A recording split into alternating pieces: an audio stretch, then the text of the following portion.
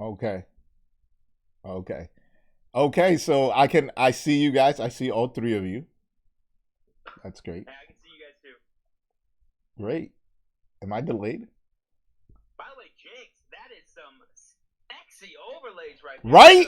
Right? Oh, behind you? Holy crap! Right? Like he had like that's what I'm talking about. I just have my wall. I have Wall this behind I me. have Look at this this. Look at this. I have this Facebook not Facebook I can't wait for that. I'm gonna get a green screen so my face goes blue. He's in set 4. Roll, he's in set 4. He's in the next set. Or do you only get him from the story? You only get one copy from the story mode. You'll get your other copies from set 4. All right, guys.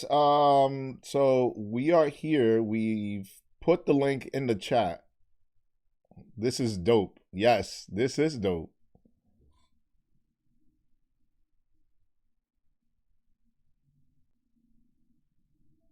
He's in set 4, by the way. Roll, he's in set 4. Okay, so that's behind. Okay. All right, guys. So I can't see. Can you guys still? Can you guys talk? Yeah. I'm here. Sorry. I have to set a keybind for this. Hold on. This is gonna be annoying if I have to keep doing this. Yeah. Won't be. Where's my keybinds? Guys, where are the keybinds in Discord? Someone let me know. I'm looking for them. I forget where they are. Oh, I found it. Never mind. I'm smart. All right. All right. All right. Toggle mute. We'll just make it this. Hey, true. So I got 4 of the 5 for next week.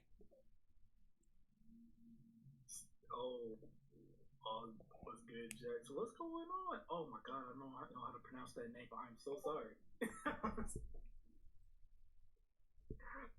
can hear all three of you. Okay. As long as y'all can hear us, if anybody's having like connection issues in terms of like hearing, just mute and no. Oh, the sound playing from that's one thing. Exclamation. Yeah. Call me out. Okay. I hope I said out. Please. Yo, Al, what's going with you, man? How you doing? How are you doing? Welcome, guys.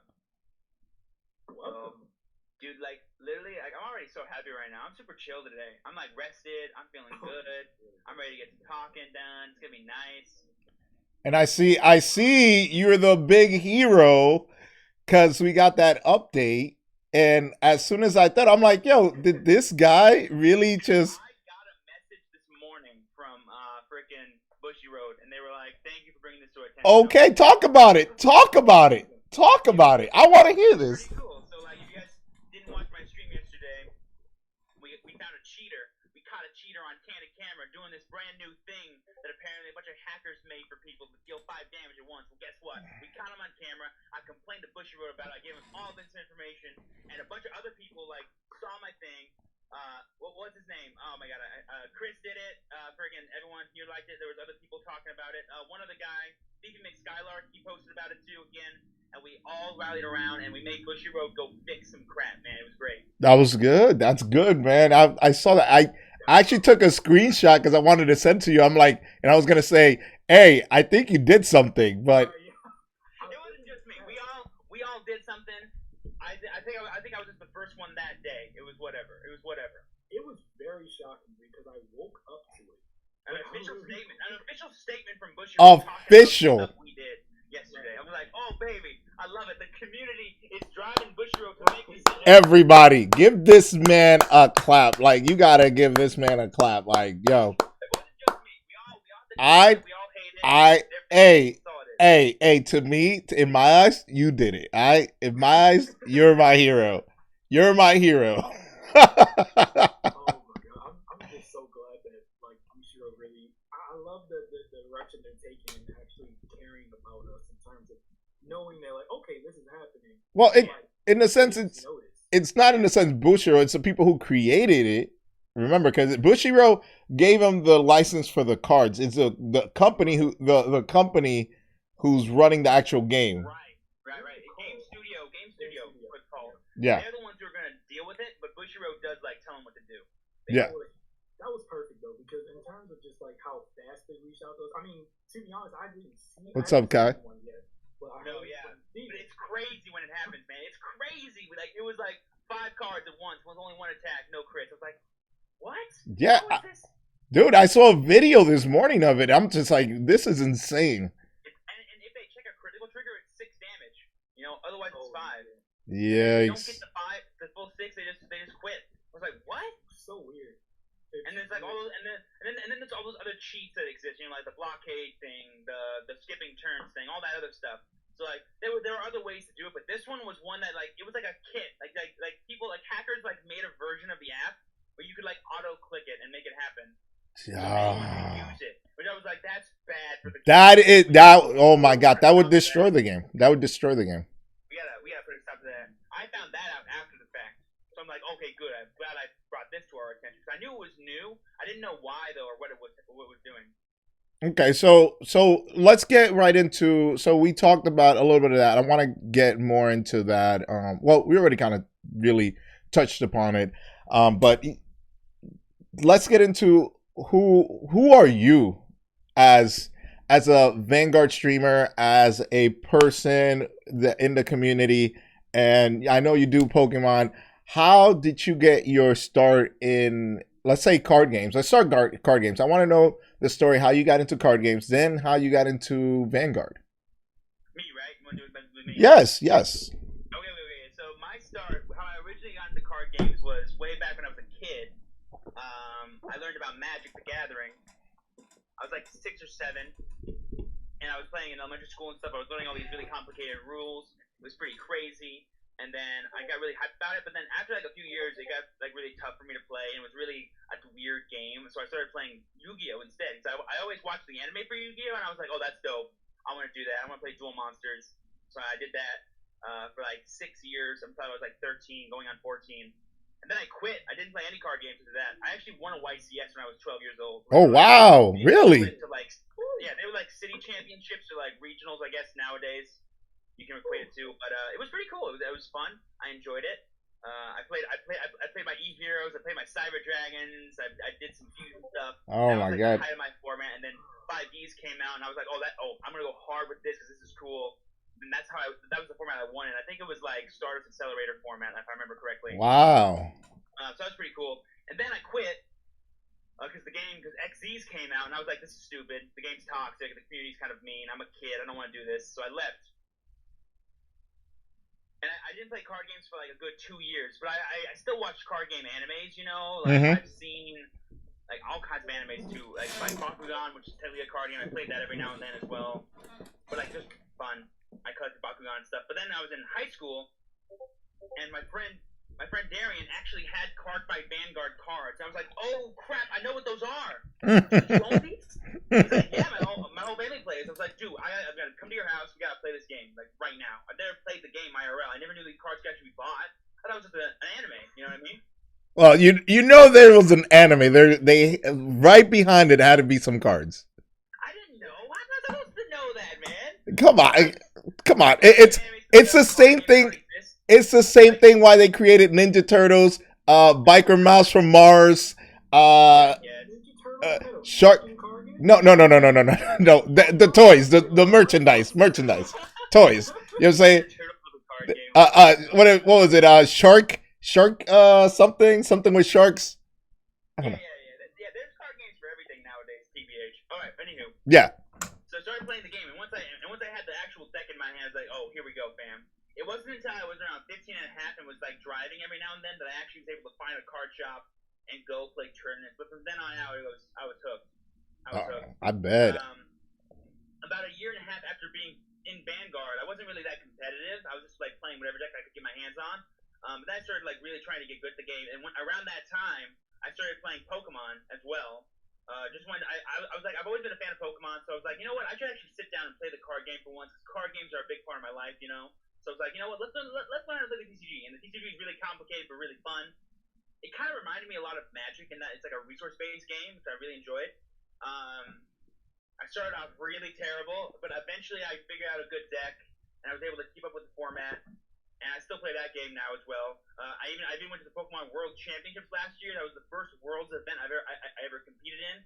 I've competed in every other Vanguard event besides Worlds, Continentals, Regionals, ARGs, all that stuff, but never a Worlds. Never a Worlds. But yeah, I mean, like almost 10 years of my life has been just playing card games and trying to be good and trying to be the best player I can be. And like, I started making content because I wanted to have more fun with these games. And I found myself having a lot of free time in college and stuff after I quit my job that I had for 5+ years because I had enough money saved up to where I could pay for my tuition after that. So then I just stopped working, so I had a lot of extra free time. And I wanted to I had two options. I could either play more during the week and I could actually travel to events during the week, or I could stick to weekends and I could start making content for the games. And I thought that was the better call. And so I started streaming. A month later, I started making YouTube videos. It was mainly for Pokemon at the time because Vanguard had no presence for me in terms of Twitch, but I still made Vanguard content on YouTube regardless. And that was almost a year and a half ago. And now here we are now. I took like a 6-month break recently up until April of not making anything because I was so busy with school and finishing up my classes and stuff. Mm-hmm. But now I'm back. Vanguard Zero exists. Pokemon Standard has a lot of changes to it. Vanguard has a lot of amazing reboots and stuff like that. And here we are. I also it was also the reboot too. The reboot kind of made me be like, you know what?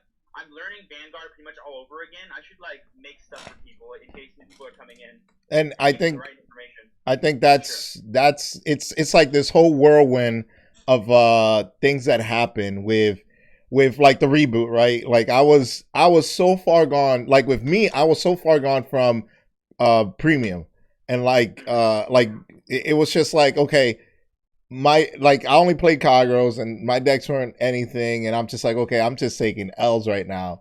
And then I'm like, okay, you know what? I liked it when it was a little bit simpler because the power creep was too much. The power creep was tremendous.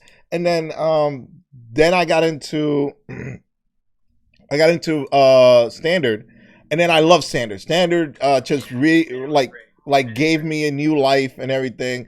I didn't make any content or anything for it because I've been coaching volleyball for the past 5 years now, and then off and on, and then I thought I was gonna be able to do that and do this, but volleyball just took over my whole entire life. Where I was, coaching high school, coaching club, coaching here and there, blah blah blah.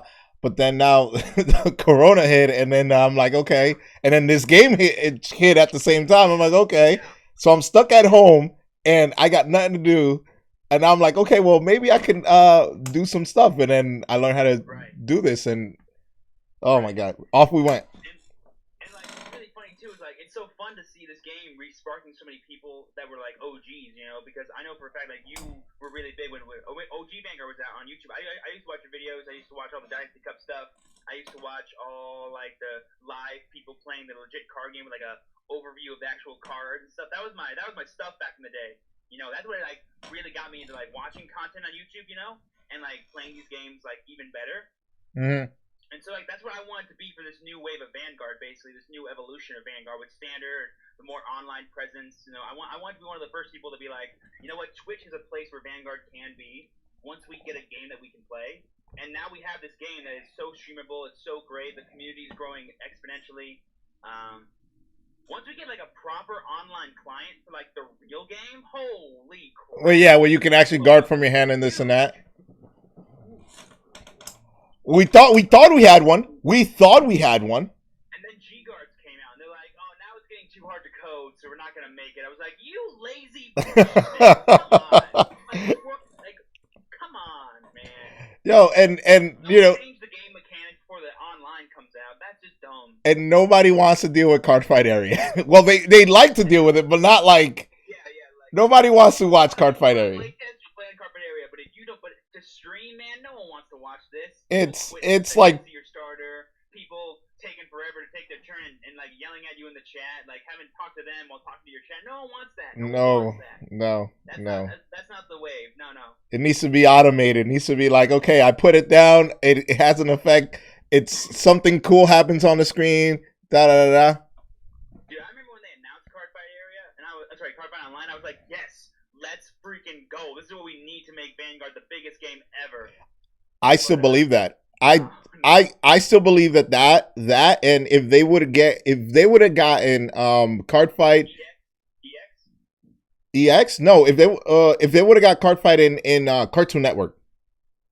Oh, you mean playing the anime on like Cartoon Network? Oh, Yes. Or like Toonami. Give us Toonami. Yeah. Right? Like, dude. That's how I found out about Dragon Ball Z, Inuyasha. Like, those are the classics, man. Tell me about it. Classics on Toonami, bro. Tell me about it.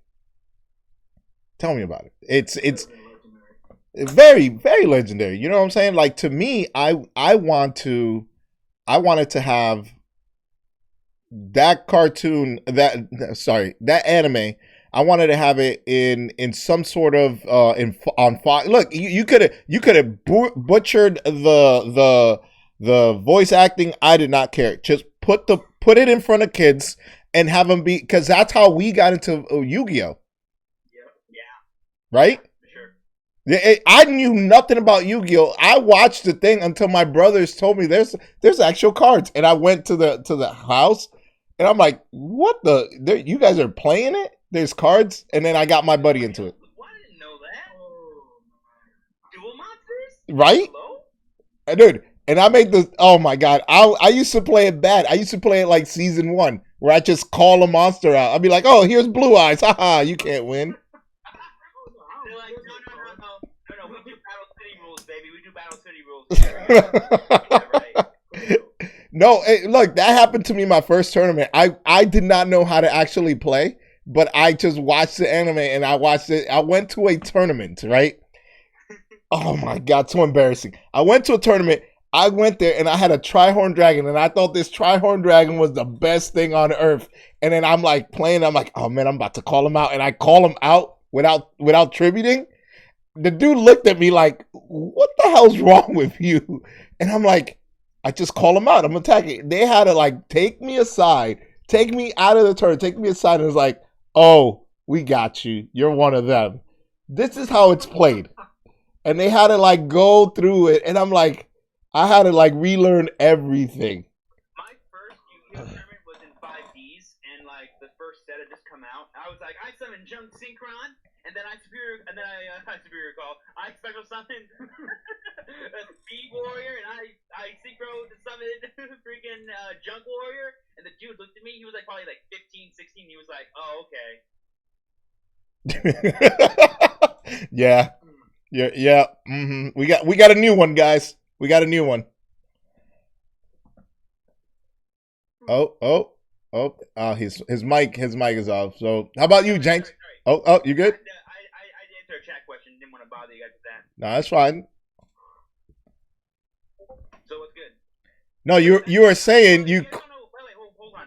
I haven't actually introduced myself. You guys don't know who I am. I'm True Champion Steven. I play Vanguard, play Pokemon. I'm a dude. I stream. Hi. I also make YouTube. Hi. Welcome to the podcast.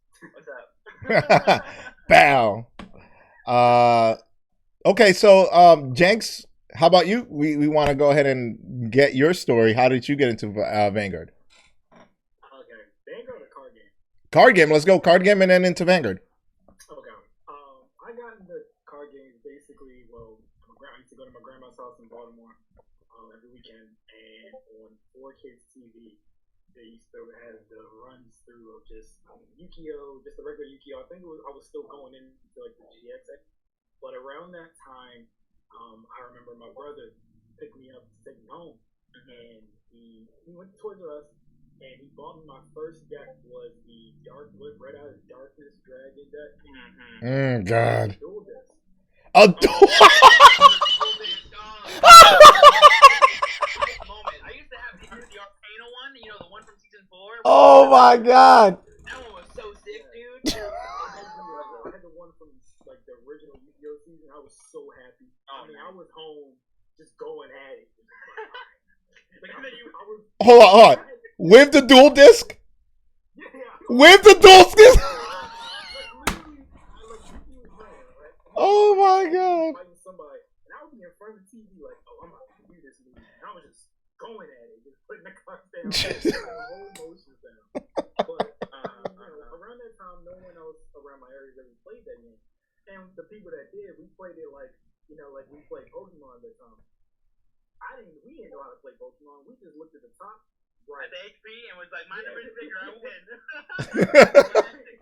Classic rule. Oh my god. The amount of people that I've taught how to play Vanguard and Pokemon, they're like, so just the bigger number wins, right? I'm like, Not exactly. Not always. Let's talk a little. Exactly. But basically, I went to. You activated my trap card.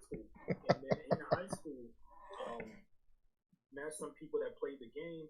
It was pretty fun until I found Chibi, which is where I met fun at. Oh God. Went to Chibi. No one played Yu-Gi-Oh there. Literally, everyone had disdain for Yu-Gi-Oh. Yep. And then I'm sitting there, I'm like, okay, they're playing this game called Card Fight Vanguard.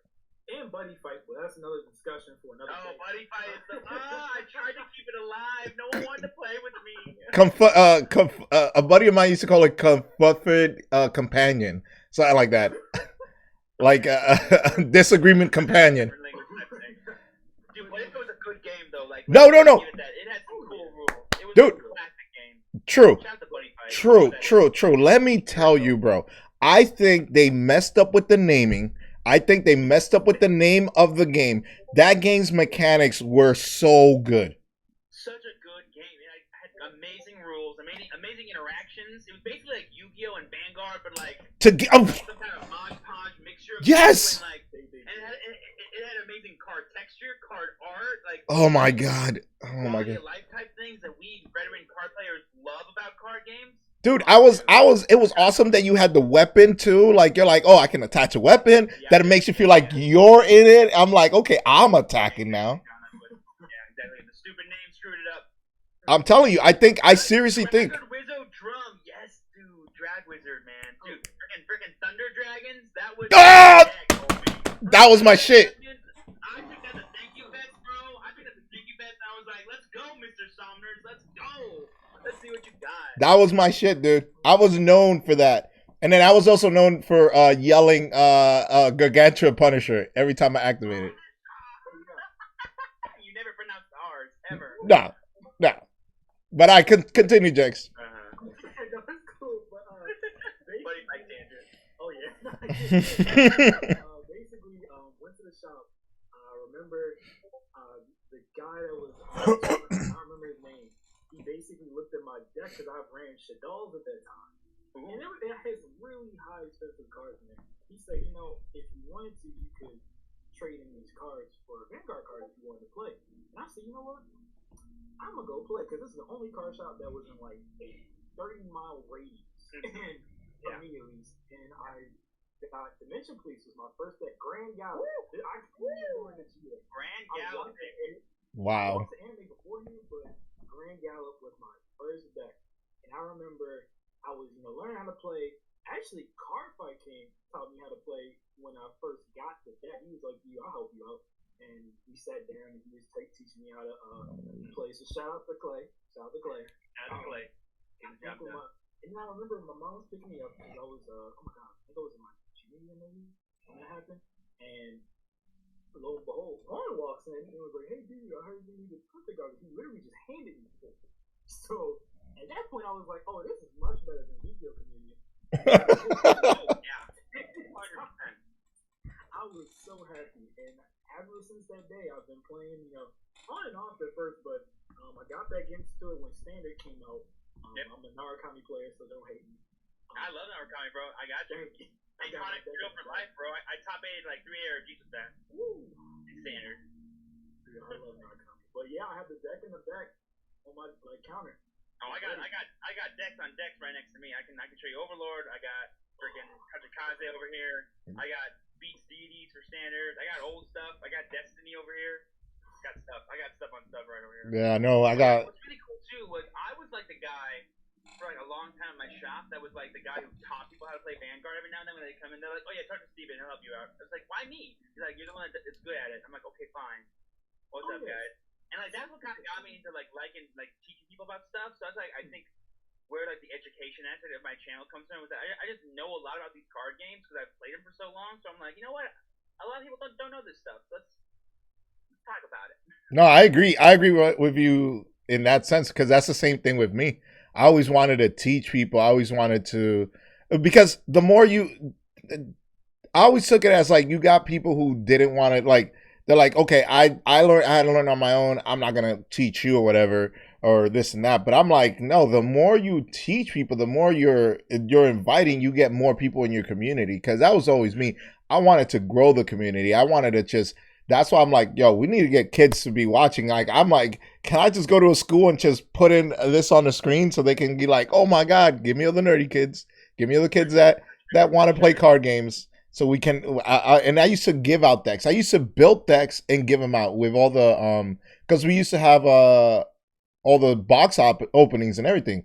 So now what I used to do is make like little starter decks and then be able to like, hey, you want to play this? Oh, well, here you go. I'll teach you how to play. Oh, that's for you. You keep that. Oh, Dor, that would be like if someone did that to me when I was trying to play, dude, I would never would have stopped playing.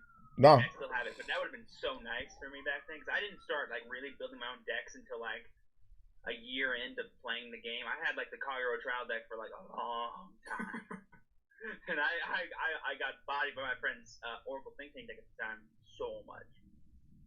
Awesome. I'm glad you guys are like really good teachers though, because I know some people, you know, they can play, but it's hard for them to teach. I'm one of them. Like, I know how to play, but in terms of you asking me how to play, I'm like, ooh. Like, stop it! But stop it! You're making me as red as my wall. Like you guys can teach well, you guys can explain things well. I can only talk on my experience, if that makes sense, instead of just like not. Yeah. I can only talk on what I know in my own experience. But you guys you're able to look at different things in different ways, which I love. All right, Ed. Thank you very much. That means a lot, man. So with that being said, I want to get into we're gonna get into some of the things we want to talk into, and we already talked a little about ourselves. Something I want to get into, and that we kind of brushed up a little bit, is VP farming etiquette. We need to talk about this, all right? Like, because it's ridiculous. We gotta put something out there for people to at least go back to, people to talk to. What is the actual VP farming etiquette? Because I've come across these guys with perfect guards, with heals, and all the nonsense. But I want to hear your guys' take on it. Let's go Jenks, and then we'll go True. Okay. I'll say, since I'm probably the longest running plant farmer in the game, this is my self-title. Basically, I'll say, what people always ask me, like, oh, do I need to change my title? I'm like, it would help. You put it in your bio. You don't gotta, like, I know people that will change their title and their bio to it. That's one step you can do. That's a way to let them know way beforehand, which is really great. But I will say that in terms of, for me, the etiquette starting one, please do not use the highest power level for your grade 0 in your VP farming. It's annoying. It's just seeming like we don't know what to do with that. Because then that's one thing I'll say. Like, you see it and you're just like, okay, this person is either auto farming with like the auto clicker and just trying to win automatically anyway, right? And just so that he can like wake up and he's like, oh, I'm 15. Like, just use the lowest one. The point in VP farming is getting through it as fast as you can. Just meaning if you lose, you lose, but you get the VP, you get more packs afterwards, so you'll be fine. And then the second hand, I think for me, is just one, if you run Perfect Guard, if you run Heal Trick, I really don't like you IRL. Like, what is that?'s the point in you going that far to be such of a nuisance to everyone? Like, just, what are you gaining? Like, it just makes no sense. And then, like, all of a sudden I see people always complaining, like, oh, I always have fun with heal triggers. I'm like, you realize you can take the heal triggers out and just put crits? You can draw anything, but don't be a dick. Agree. Don't waste my time and yours at the same time. Exactly. Like, you're not VP farming. At that point, you're literally just, like, whacking off, just, like, having fun. Like, I don't know what you're doing. I can't even explain that. Like, what is your purpose at that point? How about you, True? So, great point, Jax. I agree with almost everything. If you're gonna play a VP farming deck, your deck should be designed to lose as many games as fast as possible. That's the number one. Also, if you build your deck with all Cray Elementals, it lets your opponent know that you're planning playing a VP farming deck, and so that way they can beat you even faster. That is the entire point. That is proper etiquette. Even better, make sure your profile, if you can, says VP farming as well, so that way we can have an idea. But some people do lie about that, so don't always believe that stuff too. And if you guys are lying and not VP farming, but saying you are, you're a dick as well. So stop that as well. That's what Reddit is too. But I want to get into this point too, less about etiquette, but more about how we think about VP farming. I feel like this isn't said enough, or like I hear this all the time. It's like, oh, I hate VP farmers. Oh, it ruins the competitive integrity of rank fight. And here's my stance on that, and I feel like this is the only argument that actually exists. Is like, there is no competitiveness in ranked. It's not a competitive format. It's not a competitive thing. I could literally be ranked. Like, you guys don't know how the rank system even works, by the way, too. You're randomly assigned a person. They could be a legend rank. They could also be a rookie rank. That's a fun fact for you guys. I can still fight rookies, even though I'm legend like 25. It's a random thing. It's whoever is queued up with me. It does not matter what my rank is. The only reason why you maybe want to fight someone who's higher than you is so you can get more points when you win, if you win. But whatever. It's also not a measure of skill. It's not a measure of how good you are, of your self-worth. It's just a way for you to play the game and have fun with the decks you bought and have something to show for it at the end of the season. Agree. That's all it's for, nothing else. Another thing, too, is that if you want to be competitive at this game, don't go on ranked. Call up your friends who also want to be competitive and have friend fight tournaments or join tournament Discord servers, or better yet, when tournament mode comes out for the actual game, go as hard as you want. That is a true competitive format. VP farming does not ruin the competitiveness of rank, because there is no competitiveness in rank. So stop complaining about it. It's literally a blessing for you and for me. You get free wins. That's great. If I'm VP farming, I get free resources that I want to expand my card collection, which is the most important part of Vanguard Zero. So never blame someone for VP farming, because they're doing a good thing for both you and for me. Okay? Like, Jesus Christ. I will say something about that too. What's crazy is, like, I always say, like, think about why people are VP farming in the first place. For pack. It's in that sense, like, I know some people will always say that, like, oh, you can get to was it 1 million, like 1.2 million by just regularly playing ranked. I'm like, yeah, if you have enough time. Yeah. Some people don't even have enough time to, like, just constantly play consistent rank game without VP farming and get to that. So I mean, at the end of the day, VP farming helps in terms of people just getting the most value out of the game by getting more packs for next set that they're looking for. Like, I'm still VP farming now, only because I want to have, like, enough pack so that I can get 4 copies of the end and rub it in Juan's face. And then just wow. Wow, really? For sure. Is that what we're doing? I only have 2, like, confirmed, since I have the crap in the stairs. Just want to know that. Well, I pulled 3.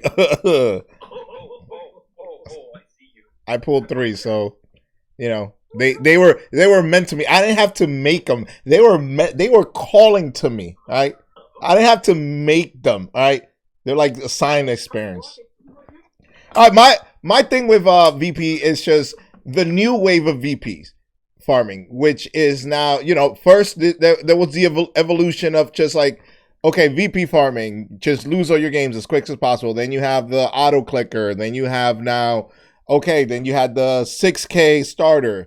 Now you have this new wave, which is, okay, playing the, I think it's Gansalot, right? No, Galahad?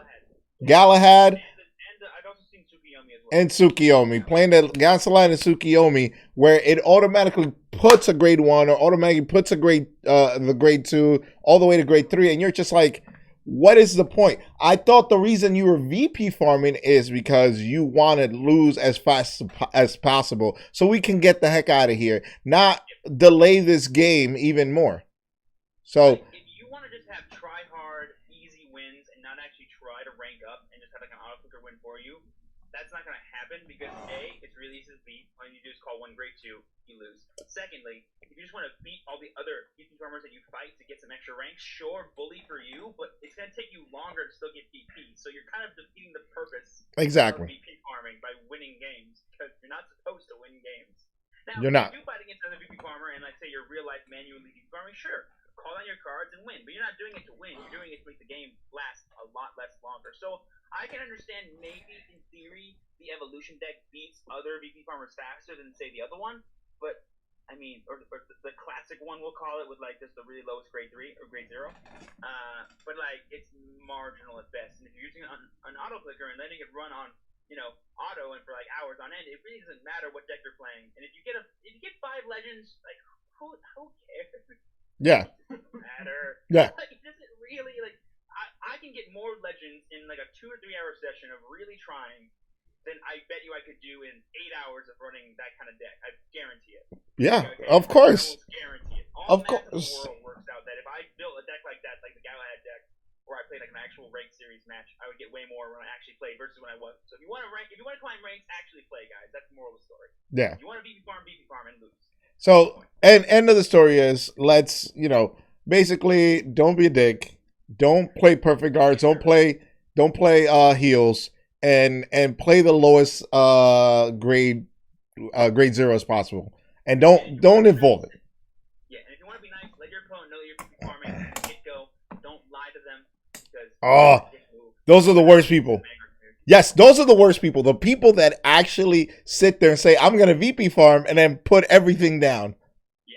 Oh, hey, you just committed 2 BGs, huh? Well, now I'm actually gonna commit my whole hand and try and beat you now. Yeah. And you're like, what? No, that's not cool. Not cool at all. Worst people in the world. I'll report you for that. But anyway, all right, moving on. So the Spike Brothers event. I want to know how you guys doing in your Spike Brothers event. How have you guys gotten anything?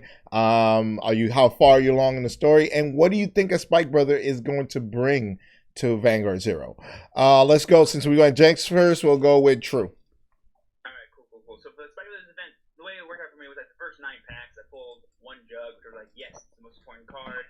It's awesome. And I pulled a couple more packs since then, but I've only gotten like 1 other triple rare and Siegfried. So as long as I can get my hands on like 3 jugs and 2 Siegfried from pulling alone, I'll be really happy. Mm-hmm. Probably craft the rest that I'm going to need. But I'm really liking the deck. I said so in my top decks for the Set 250 meta that this is going to be one of the top tier decks for a while now because it's going to be super fun to use.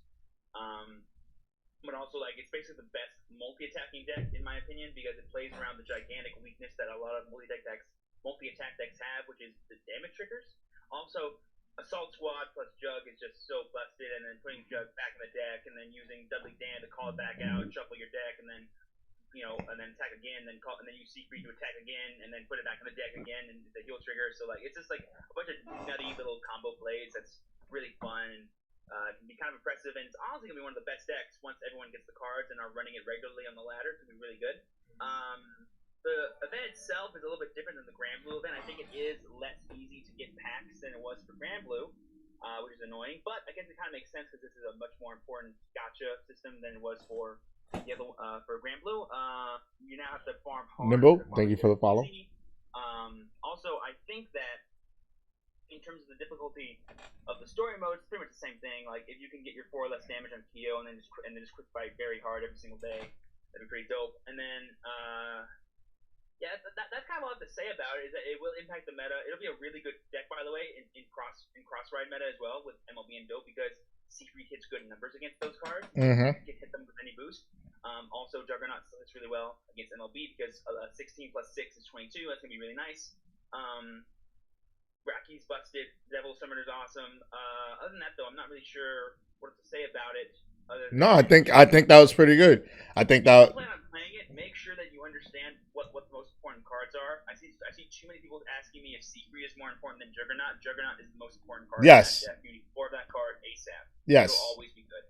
I think it's because one, we're getting a lot of new people that haven't played, and even when people were in the actual game, they didn't play that game because it was, to me, it's a very mechanical deck that you need to understand what you need to do and like what you need to get out or like, okay, I need to put this back in, I need to go this, I need get this card out. Where a lot of people just like, okay, I'm just gonna do this all the time. No, the deck has a lot of different layers that you need to make sure you understand and you peel. It's not a straightforward deck. You know what I'm saying? It's not like one of those decks. It's definitely a very sequence-based version of battling because it's mid battle superior calling, which to a lot of people seems really weird. It's like, why would I call cards not during my main phase? Or during Exactly. My phase, and then when to call, when not to call.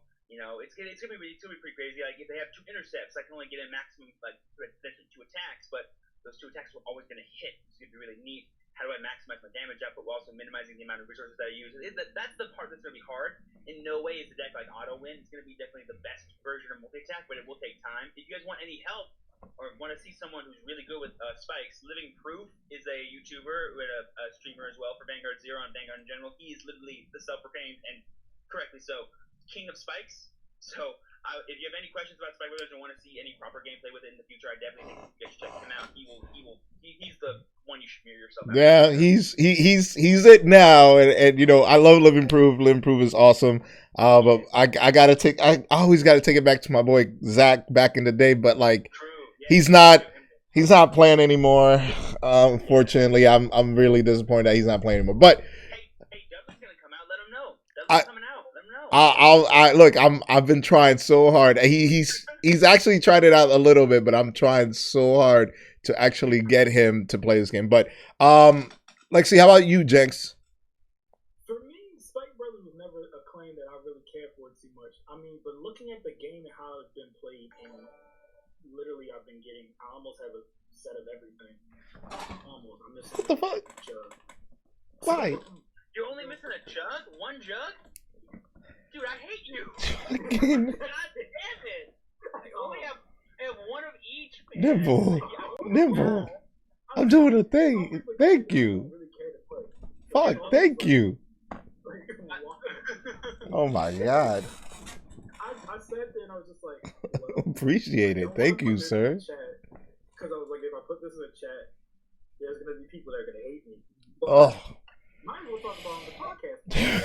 So here we are. But yeah, I mean, I really like how the clans play. I know some of my friends have played against me with it in like friend fights, and I've used OTT against some, and it's a lot to deal with. But in terms for me, I'm the type that I play clans that I really have enjoyment. Not much of clans that are good for the meta, but I'm always trying to play it a little bit against my friends to even just Thank you. Thank you. For the meta, how it can affect it, and I really think this, in terms of just how it came out with the different clans that came out, is gonna be amazing. I mean, honestly, like when Grand Blue came out, it was like like it looked good on paper, but it wasn't like so crazy well that like it didn't go that well when it came out. But Spike Brothers, I've seen a good number of them, and they put in work. Oh, for sure. Well, yeah. For sure. Also, a cool point that you made that I wanted to quickly add on really quick is that I said this earlier. I think I actually said this much, but like Spikes is like the great divider of Vanguard. You either really love Spikes or you just absolutely hate Spikes, because we've all been burned by bad end Dragger before, and we're just like, oh yeah, I hate this deck, and I'm on that boat. I've never played Spikes IRL, but I want to play Spikes so bad in this game because I was never on the team of OG Spikes and was like, Jug, Bracky, let's go. You know, I want to be on that team. I want to see what the football dudes can do. You know what I mean? I want to be that guy. I can see you already. You're gonna get a helmet. Got to have your little true champion avatar on the side. I love football. Like TBH, I love football a lot. You'll be like, yo, yeah, true champion football squad. Yo, squad up. Yo, TTS the team. Let's do it. Let's go. Wear the helmet for your next stream. There you go. That's exactly. Yo, he's gonna get a football helmet. He's like, yo, it's time to play Spikes. Got to get the helmet, shoulder pads. I already see him wearing shoulder pads. I mean, I played when I was doing for the May the 4th with you. I had Darth Vader helmet on, so you know. Yeah, you got to do it, man. You got to do it. But all right, Dixie, my thoughts on it. Like I said, to me, I'm not a very big like techie. Or like I want to say like that, like techie, where combo-y type person with decks. I like a deck that's straightforward, and that's just my nature. That's just who I am. I want to put numbers, beat you down, but I also like the control aspect, where Spike Brothers just straight up like, okay, we got a lot of attacks, and we're gonna have big numbers. And if you go to premium, that's basically what they do. They just have tons of attacks. And just big numbers. And there was that thing where they used to do this like unlimited attack, and I'm just like, oh my god, the unlimited attack! Oh my god, that was insane. and ugh. Isn't that stupid? Like Rising Nova Turbo Deck came out in like premium, and I was like, I hate this game now. Yes. That was one of the reasons why I stopped playing premium, because it was getting to that point. But it's a thing where that's what they do. You know what I'm saying? And the great thing, so you were talking about Grand Blue. The reason why this one is much better, I think, than Grand Blue is because they're able to power themselves. So you're able to take out the rear, take out attack, and then like put back in and bring out. But then they come out, but they come out with more power. So it does help with the like you said, with the triggers, or even just the regular like 5Ks. Like, okay, that's great, but I'm still gonna touch. I'm still gonna touch. I'm still gonna tickle. I'm still gonna tickle. You know what I'm saying? So I'm still gonna tickle. and that's what's great about it. And you can then put stuff back into the deck, like triggers back in the deck. It's like, what? So it makes it a very interesting deck. You have to understand, like I said, you can't just grab the deck and just throw it out there and be like, okay, I'm gonna play it. You have to really understand what the deck does, and that's a lot of the things I tell my people and tell people that ask me. I'm like, what's a good deck to play? I'm like, you got to understand what your deck does first. You got to understand what the clan does. Then you got to understand what is it that you're trying to do. And then from there, then you can go, okay, I'm going to do this and I'm going to do that because I understand this deck. You can't just throw any great threes and just throw them in there and just be like, okay, I'll be fine. If you don't have the right cards to combo, it's not going to work. Yeah, it's always going to be at that point where you just got you have to have some type of thought process in that. You have to make, it's not like going to be like a brain dead deck where you're just swinging half the time. You got to really think of what you're going to do and when you're going to do it, and looking at your opponent's field and just being like, you know what, I can't do this right now. Chester start at Lowe's Place isn't football. A really sneaky good lesson that I actually picked up a long time ago from the anime of all things was you need to understand your deck's winning image. Like, what does it look like when you're winning the game? Because Vanguard is one of those variance-based games. Like, no one way. Like, every game is going to be a little bit different than the last one. So you got to understand when you're in the moment, all these factors are coming at you. Your opponent's deck, your combos, when you're drawing that game, you need to still have that winning image in mind to achieve your goal for winning. Like, you're never going to win with any deck unless you understand how all the cards work together and kind of what they want to achieve is like what it's going to look like. You know what I mean? Like, for example, a Tsukuyomi deck, like its winning image is to draw through its deck, cycle into a stack, and then set up a game to win with Tom when your opponent's at 5 damage. Boom. That's a winning image. It's a guaranteed way for you. If you can achieve these steps, this like little list of things happening every single game, you will win. Whether or not you get there sooner or later depends on variance, depends on luck, depends on what your opponent's doing, but you still have that image in mind that you can go back to. That like consistency, that safety net, that like home base that you can rely on. That image is really important, and a lot of people don't really understand that once they pick up a game of Vanguard. They're like, I'm just gonna draw cards and do whatever I can do that turn, but that's maybe wasting essential resources that you need later on to actually achieve your winning image. So for sure, Agree. I totally agree with that. Agree. So let's so that was it. I didn't hear Jenks. What did you get? Like, did you get anything good? For me, I got one jug, and that's it. Really, I haven't gotten anything better than that. Wait, what did you say? I think you cut out a little. What did you say? I said, what did you get for your openings? I got one jug. That's what I got. Oh, well, you'll be happy to know that comments came across my field in 30 packs. It was pretty sad. Okay. But I basically got in my opening everything that I wanted. Everything that I want. Well, no, everything that I needed, not everything that I. So I got the grade 2 for the Congo units when the set came out. You know, I got no! I'm not talking about that. I'm talking about spikes. Wait, you talking about for the spike, bro? Yeah. Okay, you're cutting down, my fault. For Spike Brothers, yeah. Basically, for Spike Brothers, I got a set of everything except my last. That's it. Okay. Sounds good. All right. Literally, I'm still waiting on I might do some more summons for it. I'm cool right now. If I get a last jug, I'll be happy. Call them summons. That's a Dokkan player over there. Call them summons. All right. So let's move on. We're gonna talk about basically your thoughts on the not spikes, but like the Dark Irregulars, Pale Moon, Bermuda Triangle, Deep Police, and then we'll get into your special announcement that you want to talk to for Imperial Daughter, because I know you want to get into that and you have some things to say. Oh yeah, I need to talk about Imperial Daughter today because So- there's so many questions every single day about people who are afraid of the control deck. So we're gonna go right down the line. We're gonna go let's just say our thoughts on Dark Irregular and Pale Moon and so on. So we're gonna start with Dark Irregulars. Thoughts on Dark Irregular. True, go ahead. He's talking. Oh, he's Dark Irregulars? yes.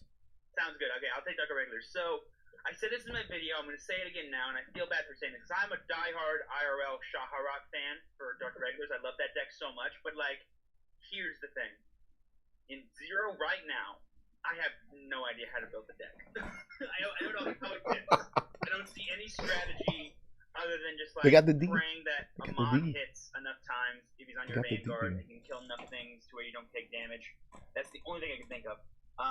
And that's good, but it's not better than anything else that I can think of that also exists for the deck. So while I'm a diehard Dark Irregulars fan, it's not really that good right now in the meta of the game. However, I will say this: there's two great points for it. Number one is that No Life King is the best card ever for character fights, and you should definitely pick up the deck for it so you can get those stupid forlets, because that's the one thing I can never do against like the Kios or the Kotes or the Kais in the world. I can never not be at 4 less damage because they always crit me or miracle heal, and so the game lasts a little bit too long and I take too much damage.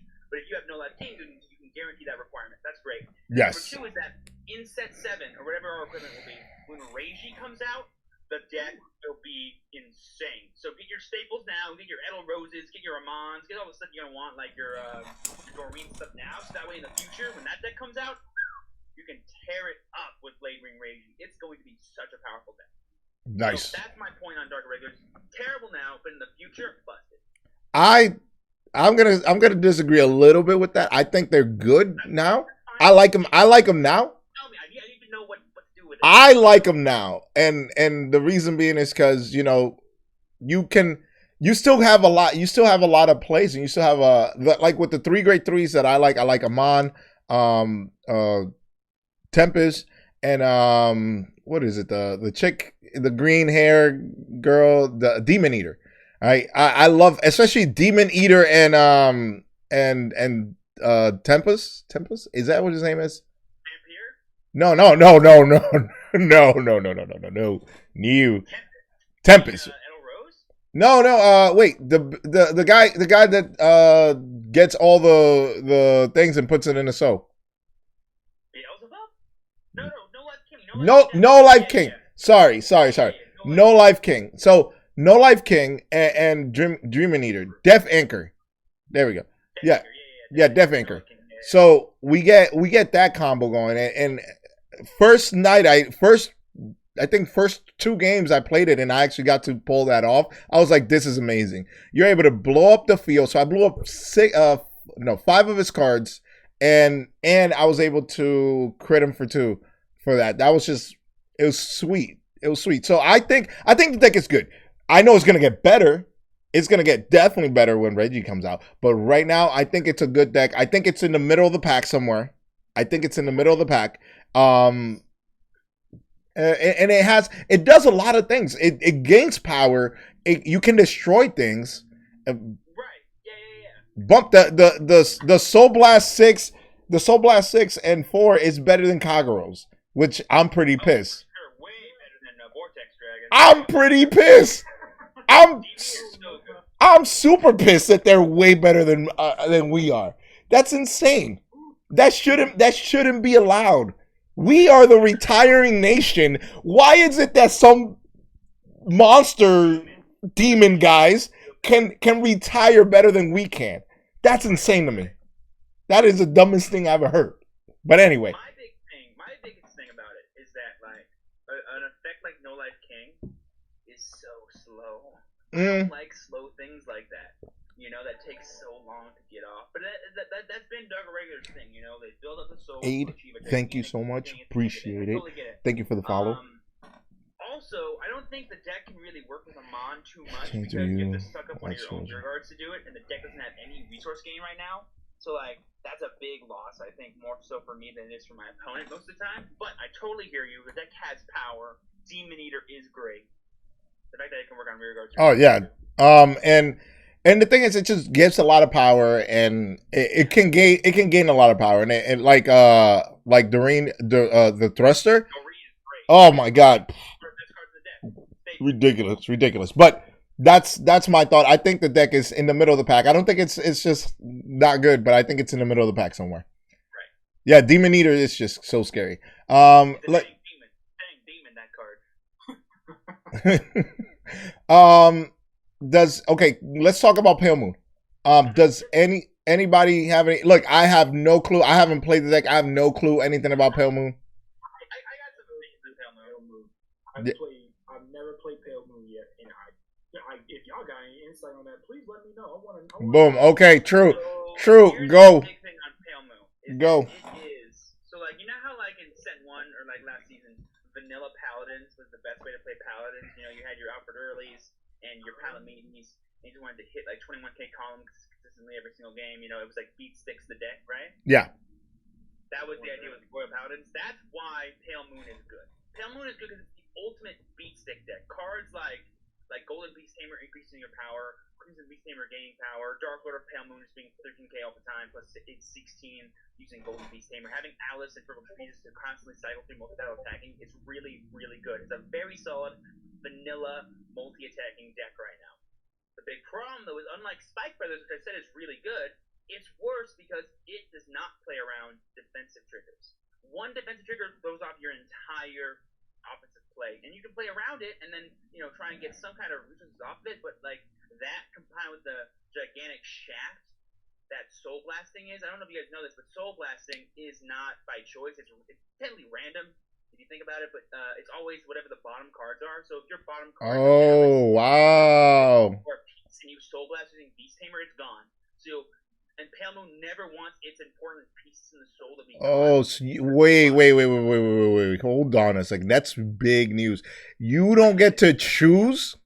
No, you don't get to pick what cards leave unless, like, you can manipulate it to where, like, bottom cards are useless cards. However, you can only do that once or twice because the deck doesn't really soul charge that much. So if you soul blast 4 cards, you're losing almost every time. Because that's... And so, like, Beast Tamer, after you ride 1, becomes a complete dead card in the deck. So there's a lot of just, like, little things that, like, make the deck inconsistent right now. But it still has a very powerful, consistent effect once you get going. But even that can get countered by defensive triggers. So while I think the deck is probably really good at doing what it does, and it's probably the second best multi-attack deck because it's guaranteed multi-attacks and Alice, it's great. It just... There's so much not going for it right now that really sucks, and I don't think it'll be fixed until we get Lugier.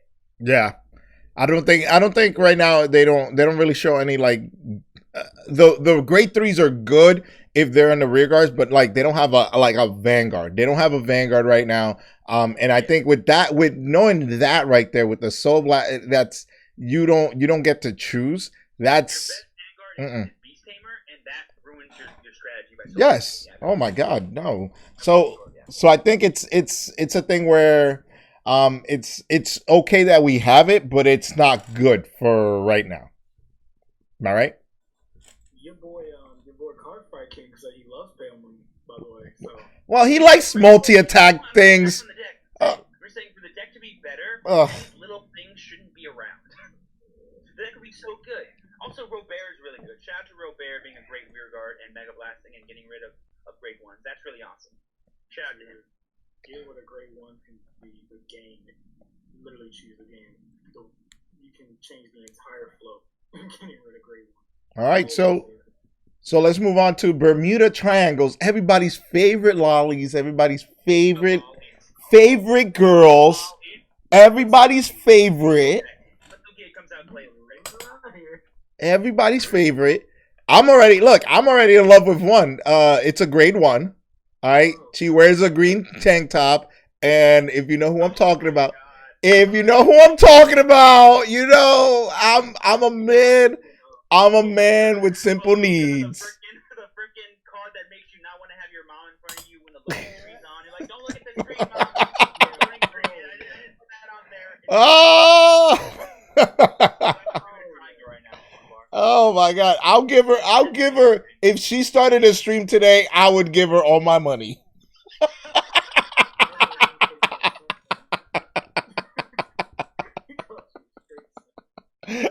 I'd give her all my money if she started a stream.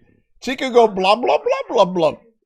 Blah blah blah blah blah. She could go blah blah blah blah blah. And I'd be like, oh sweetie, you're the best. Here's my money. I told you, I have no qualms with the Bermuda Triangle players. There are two types. There are ones that play it just for fun, just it's a little thing here and there, and then there are the hardcore people who have the playmat, the cards, literally like making sure that everything's right.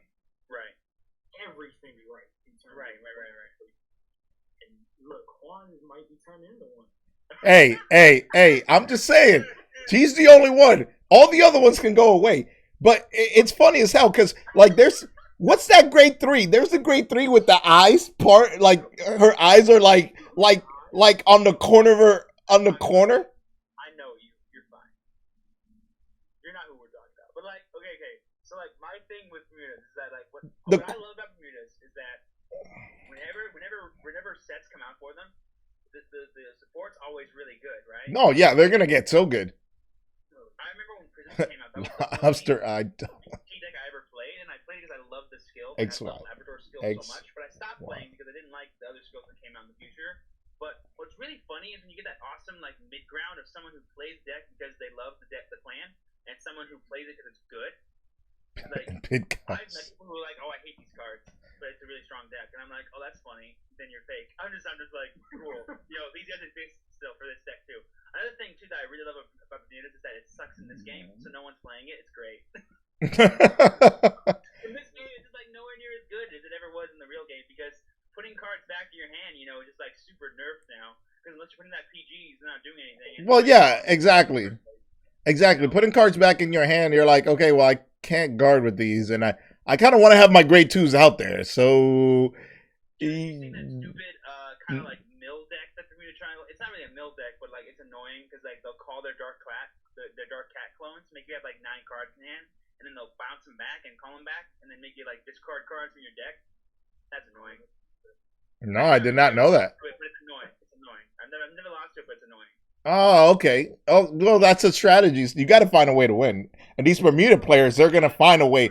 They're gonna find a way to win. They'll find a way. They'll find a way to make it work. They'll find a way. They're like, okay, I can't win attacking. I'm gonna make a mill, or I'm gonna try to seduce them with my cards.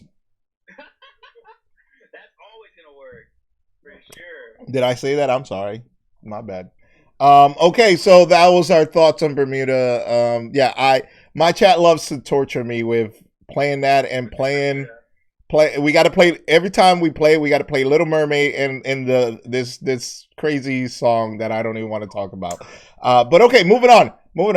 Dimension Police. Let me say it right because people in the chat here, especially one person, we know who you are. Says I only said the D last time. So Dimension Police. It's getting its prop here. All right. So I don't have any cards. I got no Dayushas. I got no good cards from it. I'm pissed because I wanted this deck. Go. I have 1 Laurel and like nothing else. What? You're lucky. Yeah, I have 1 Laurel. I didn't pull set 3. I didn't pull set 3 at all. All right. I have nothing Pale Moon, Dark Regulars, or I got nothing for all those decks. Can we say this? How amazing that Laurel is a 7K. Actually insane. I thought he was going to be, 4 or 5K? And I'm like, okay, I'll play 2.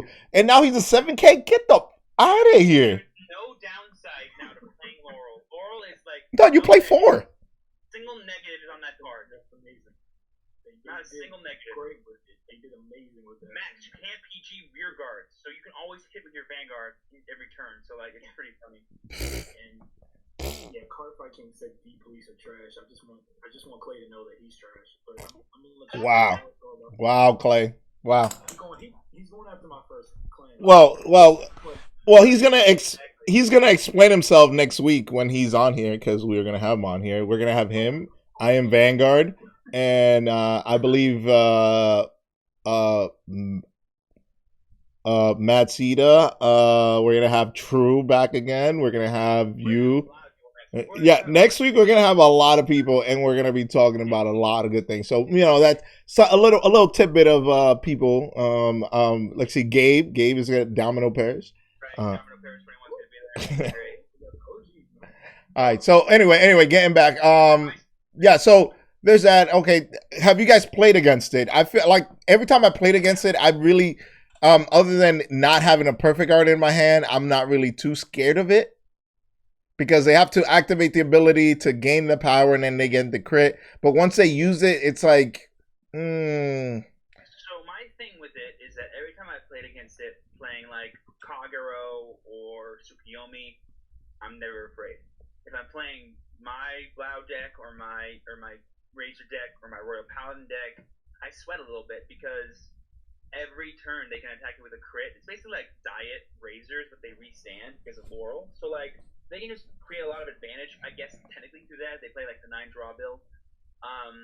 But there's a lot of weird situations that I find myself in where like, oh my god, if they get the crit this turn, I lose. Like that happens sometimes because I don't have a PG or like little niche scenarios where like I'm at 4 damage or like 3 damage sometimes, no PG in my hand. They're like, if they get a crit and then the actual effect, I lose, right? So I'm like, oh, that's weird.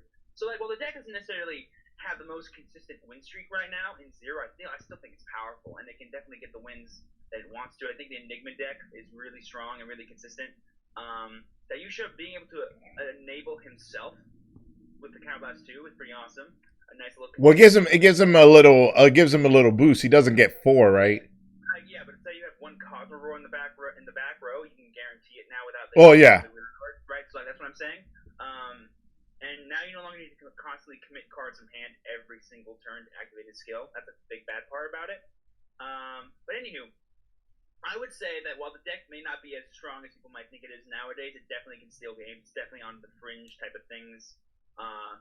Once it gets like an actual advantage engine or like a superior ride engine. No, the superior ride is going to be busted. It'll be actually insane. Not the superior ride. I mean the cross ride. The cross ride. So Deep is perfectly fine now, in my opinion. It lacks a natural advantage engine that I think it desperately needs. But once it gets that, and once it gets some like better grade 3s that like have more defensive sustaining power, like the fact that like Dayusha is still 10k is a big shaft. They should have made it 11. Yeah, they should have made him 11k because they bumped some other dudes 11k. Like Enigma Storm though, so I guess that they didn't want to devalue Enigma Storm, so I'll give them that. I guess. But anywho, that's what I'm going to have to say about it. And once we get Ultimate Dayusha, the justice will rain down. So be ready for justice. All right, that's gonna be my claim. Good God. If I can get anything, I'll hopefully get to play it. But right now, I have nothing for that. I have no Laurels. I have no Dayushas. Nothing. All right. You have 2? How do you have 2? That's so stupid. I think Dayusha is less relevant right now. I think Enigma Storm is definitely the one you want the most. But 3 to 4 Laurel is like mandatory. Like you need that card. Like, talking about cards you need, I'm if I have it, I'll play it. But like if I just need it because we know later on we're gonna need that card. And the thing is, I don't want to be coming back to these old sets. I don't want to be coming back to these old sets to try to get the old cards. I want to just get like the cards that I want right now. Exactly. Yeah. I want to get this point across. I wish they had the same thing as Yu-Gi-Oh! In the sense of like, okay, let me get a box. Let me buy a box. And yeah, okay, I'm guaranteed 1 of these each. Fine, I'll get 4 boxes. Fine, take my money. Take my money. I'll do it. Fine. Take my money. Yes, please take my money. Like, look, I really don't like this whole random, like super random. Right. Because it's super random. Yeah, it's the nature of the gacha system, I think. Is really all it is. Well, yeah. Like you were guaranteed stuff before you got boxes, like in the real game it still works the same way. But I want a box. I want a box. And if I think because we have the crafting system, it's less bad. I guess. I wish we had access to all the clans already, so we can start saving up for the materials now. Yeah. But that'd be busted because then why would we ever buy packs, right? So Yeah. I get it. I It'd do be like so the nice. fact that packs are a thing. Like, I play a lot of, well, I don't say a lot. I play a good number of gacha games, and Right. the fact that you have to use stones all the time or like gems, it's very taxing because sometimes a lot of people don't have it, and these Right. packs are helping out the free to play players so much. Oh yeah, VP is the best thing that this. Oh yeah.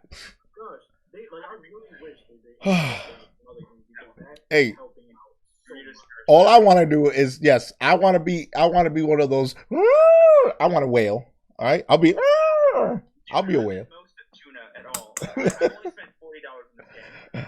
I've spent I think 150. 150. That's fine. That's not a whale. I know that's not a whale, but if they had boxes, I'd be like, oh, we're doing a box opening, boys. Let's go on stream and do a box opening. Yeah, we buying a whole bunch of boxes today. Yeah, we buying 3. We need 3 dotes. All right, we need 3 dotes. We're getting in today. Gabe spent 300. Oh, Gabe, let's go. Gabe is back. I love it. Triple R pack. That was it. Now I'll say the thing right now. Like the second Don't comes out, if I don't have the crafting materials to get 4 Don't on release, I will spend any amount of money possible to build that. Mm-hmm. Possible. I'll be like, Mom, can I borrow your credit card? It's for nothing. It's for a school thing. I borrowed me over here. Any amount of money possible. Oh, gone. I will build Don't. But I plan on having 4 Temporaries already saved. I already have 2 saved up in crafting, so I'll be fine. But.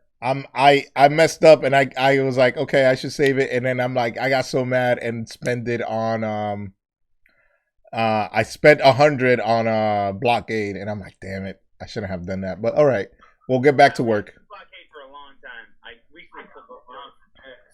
pulled I pulled all mine. I got one on my reroll. I you pulled lucky. one later, and then that was all I had for season 1. And then I won the tournament, obviously. So I proved you didn't need 4. And then I did. I got one the other week. I was too deep into. I was already too deep into everything before I knew about what reroll was, and I'm like, I don't want to start over again. Right. Yeah.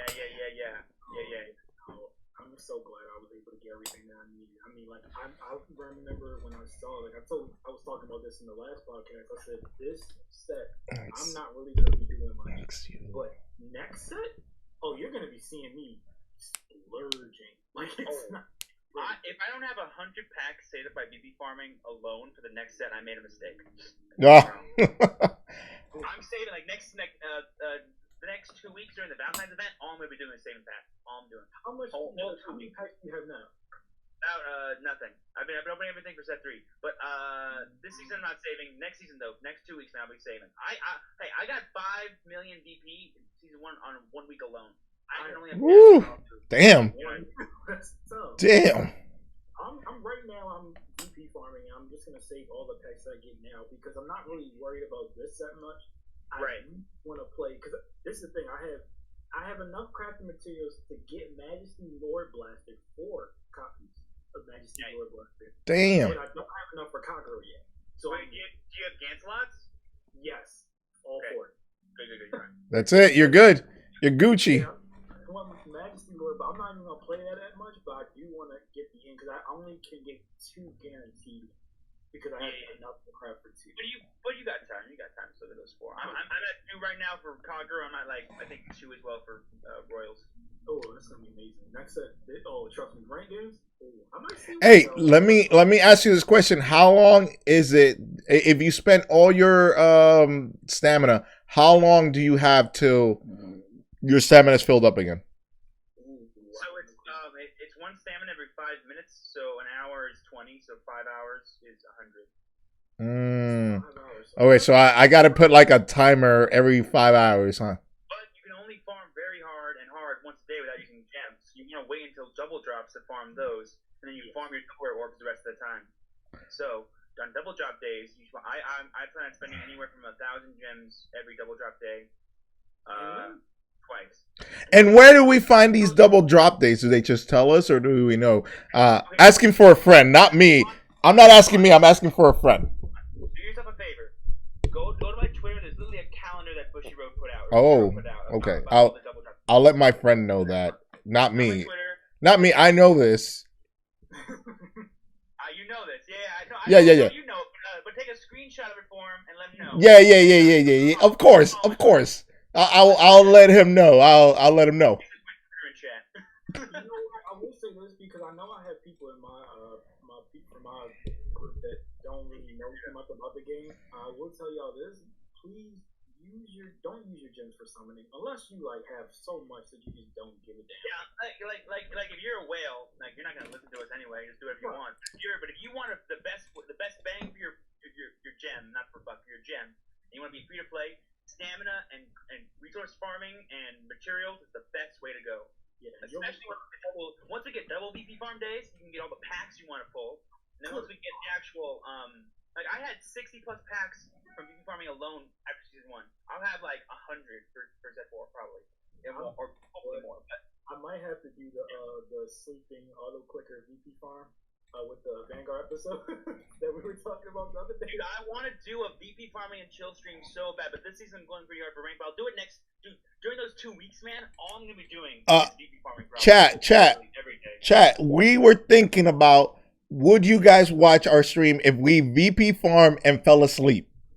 Would you guys watch us? Let us know in the comments. Well, see, I'm gonna have episodes of Vanguard on the side. Oh, we're gonna get more technical. Okay. I would just sleep and have my chair and my lights on. That's all I would do. My chair and my lights, and I would sleep right here, right next to my computer. I'll have a camera on Bear. Bear would be on top of my head because that's where he sleeps, and you'd see me and Bear. Oh, that's tough. That's actually okay. I have some confirms I would watch. I have some confirms I wouldn't watch as well, though. It might balance out. They're like, is there anybody else gonna be there? I'm like, well.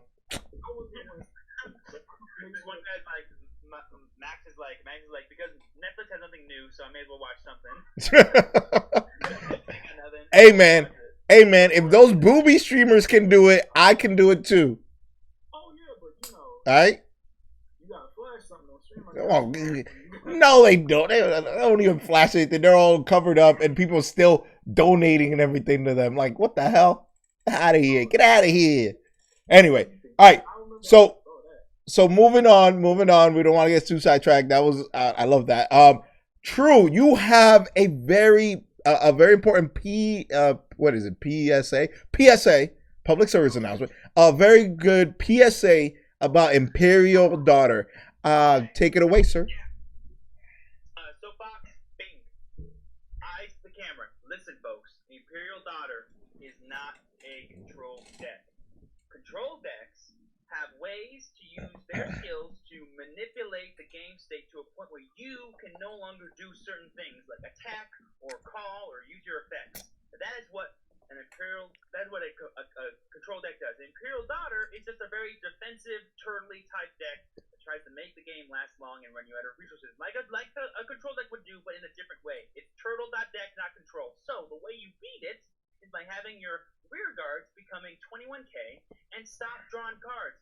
If you can make your rear guard 21k or your vanguard 21k, that's the only reason ever to attack with your vanguard. So play cards like Sakuya if you want to beat them using Oracle Think Tank. If you're playing Razors, you're fine. If you're playing Kagura, you're fine. If you're playing many other decks, you're fine. The deck actually doesn't really counter anything besides, ironically, Tsukuyomi. So don't worry about it unless you're playing Tsukuyomi. And if you are, play Sakuya or that like totem dude that gains 4k on rear guard, whatever you want. That's how you beat the deck. I'm tired of answering questions about Imperial Daughter every goddamn day. The deck is not that good. Play smart. Bam. There you go. There you go. That's what you wanted to say, right? So, also, it's not even that consistent. Like it doesn't even really draw cards besides like, freaking Dark Cat. Well, what do? You put one card down, then you suck it in, then you put a grade 2, and then you attack, and then enter. Sometimes they'll like call a board down and like rush you, and then you have to attack the intercept, and then they become 21k, and then they call Dark Cats every single turn to try and get your deck out faster, or make you draw triggers, so that way when you run out of triggers, you can no longer hit them. The 21k. It's annoying. It's a very annoying deck, but it is no way unbeatable. There are weird strategies too, where like if your hand is really low, they'll call your Rileys and then rush you with their grit, trying to beat you that way. But again, as long as you're smart and you're aware of the things the deck can do, it will never beat you. I promise. I've never lost to it. You know what I mean? And I played Tsukiyomi against it. I never lost with it. Boom, there you go. Unless it's my friend and he's annoying me. He's like playing it all the time. All right, so It loses to like the best decks. It loses to good stuff Kagero, and it loses to Garmor. It loses to Razors. So like, why even bother with it if you're playing those decks? Who cares? so okay, so moving on. So I liked it. Moving on. I don't know what else we want to say about it. I agree 100% with every single one of your points. I don't have anything else, Jenks.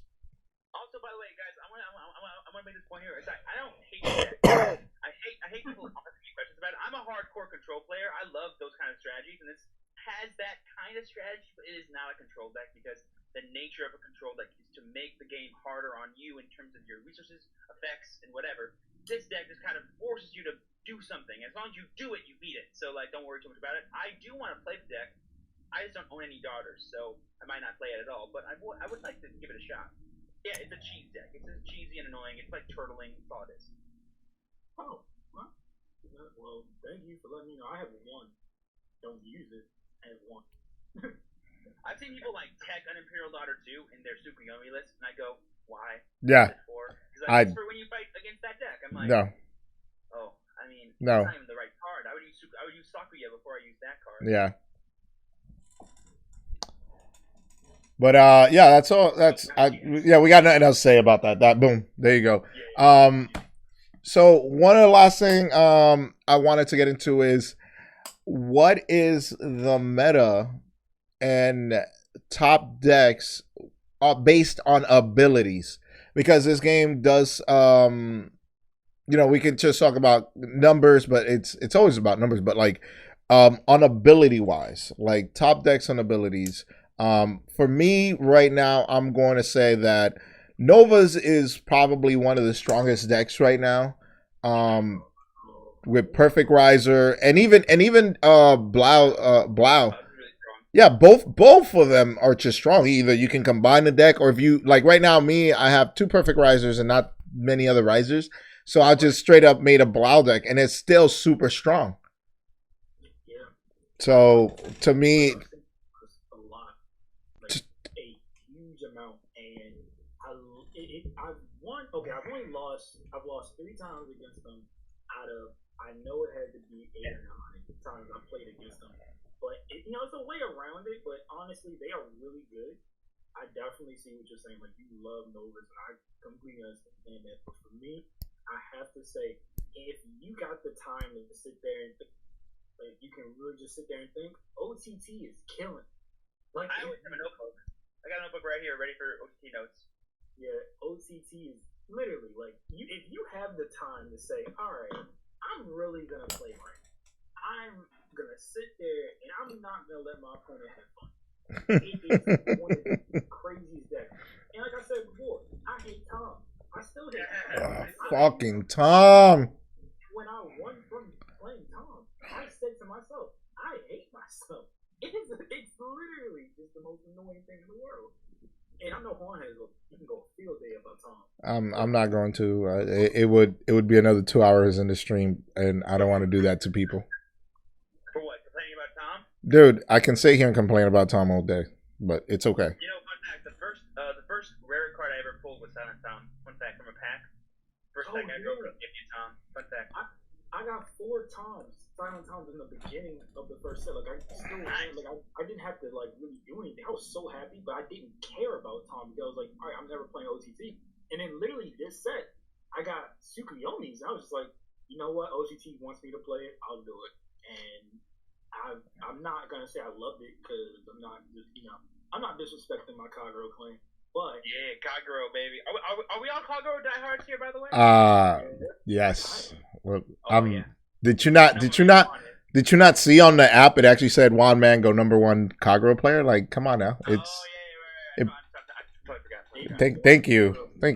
As soon as I came up, I went to Legend. They said you're the best Legend player in the history of the game. Wait a minute. Cardfight games that Conquer was trash. Let me not dub Aquaforce right now. I'm not. Oh my God, Clay, get the Clay. I'll ban you. I'll ban you right now, sir. You put respect on my clan, Clay. Let me not talk about Aquaforce. He's just sitting there waiting for Aquaforce, like they did something. Hanging on to your Navy dreams. We'll come in and just like turn your steam, okay? All right. He's just sitting there like they actually did something in the first season. Trash ass Aquaforce.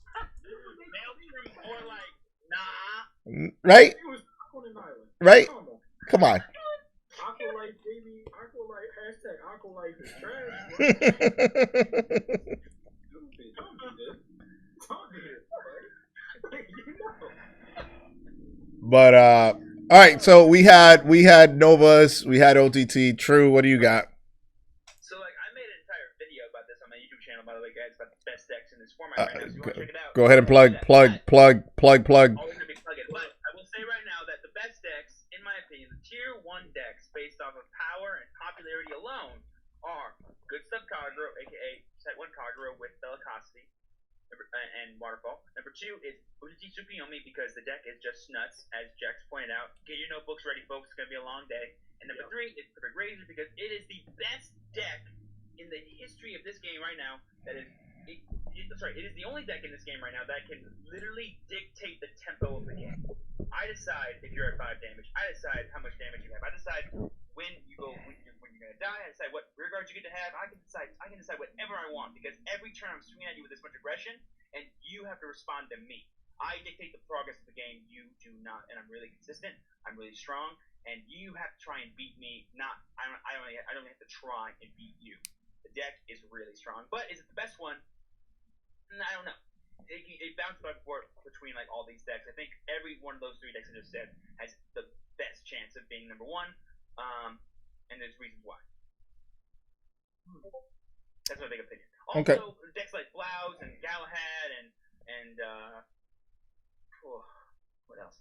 Those decks, Garmor can keep up with those decks really well. They beat some of them and lose others. You know, it's like they're really balanced right now. Yeah, I think they're in the middle of the pack.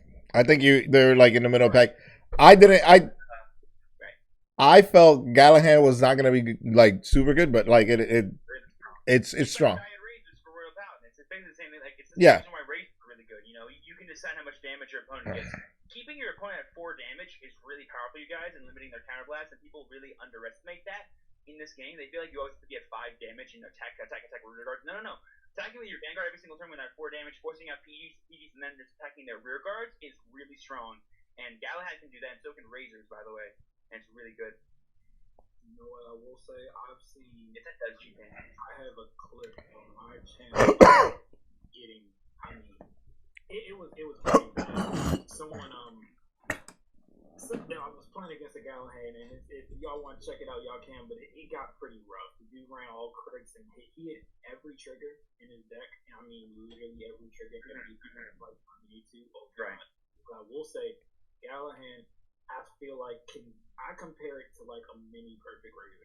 Exactly, it's Diet Razors, yeah, for sure. Right. It's not like as great as Perfect Razor in my opinion, but I will say, Well, in no. terms of, like Royals, you know, you see mostly people just running that deck, but I mean, you know, they're gonna have a field day when Majesty Lord comes out, but I think we're all gonna have problems with Majesty. Well, I think the reason why I feel like Perfect Riser, I think the reason why is because you lose like you got to bring in and put him in the soul and stuff like that and whatever, but you're getting power and you're getting a crit where it's constant. There's no counterblast. Like if I can live 2 turns of Galahad and he used all his counterblast and he doesn't heal, then I'm like, okay, I'm good in that sense that he doesn't have any counterblast. I don't have to deal with an extra crit.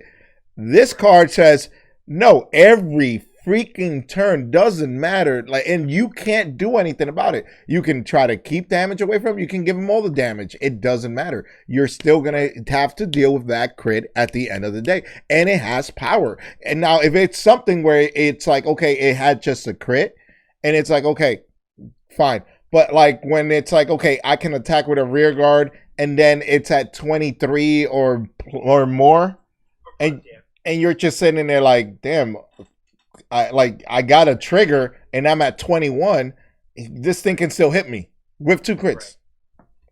And like a big thing too is like the deck. People say like, oh, you have to put like committing cards in your hand with that deck is like, yeah, it sucks a little bit, but the deck actually can I generate do a lot agree, of Dark. damage to cards like Street Bouncer, the occasional Kirara.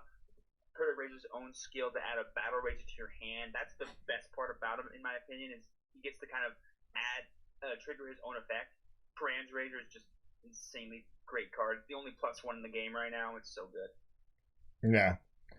So, all right, that's good thoughts here.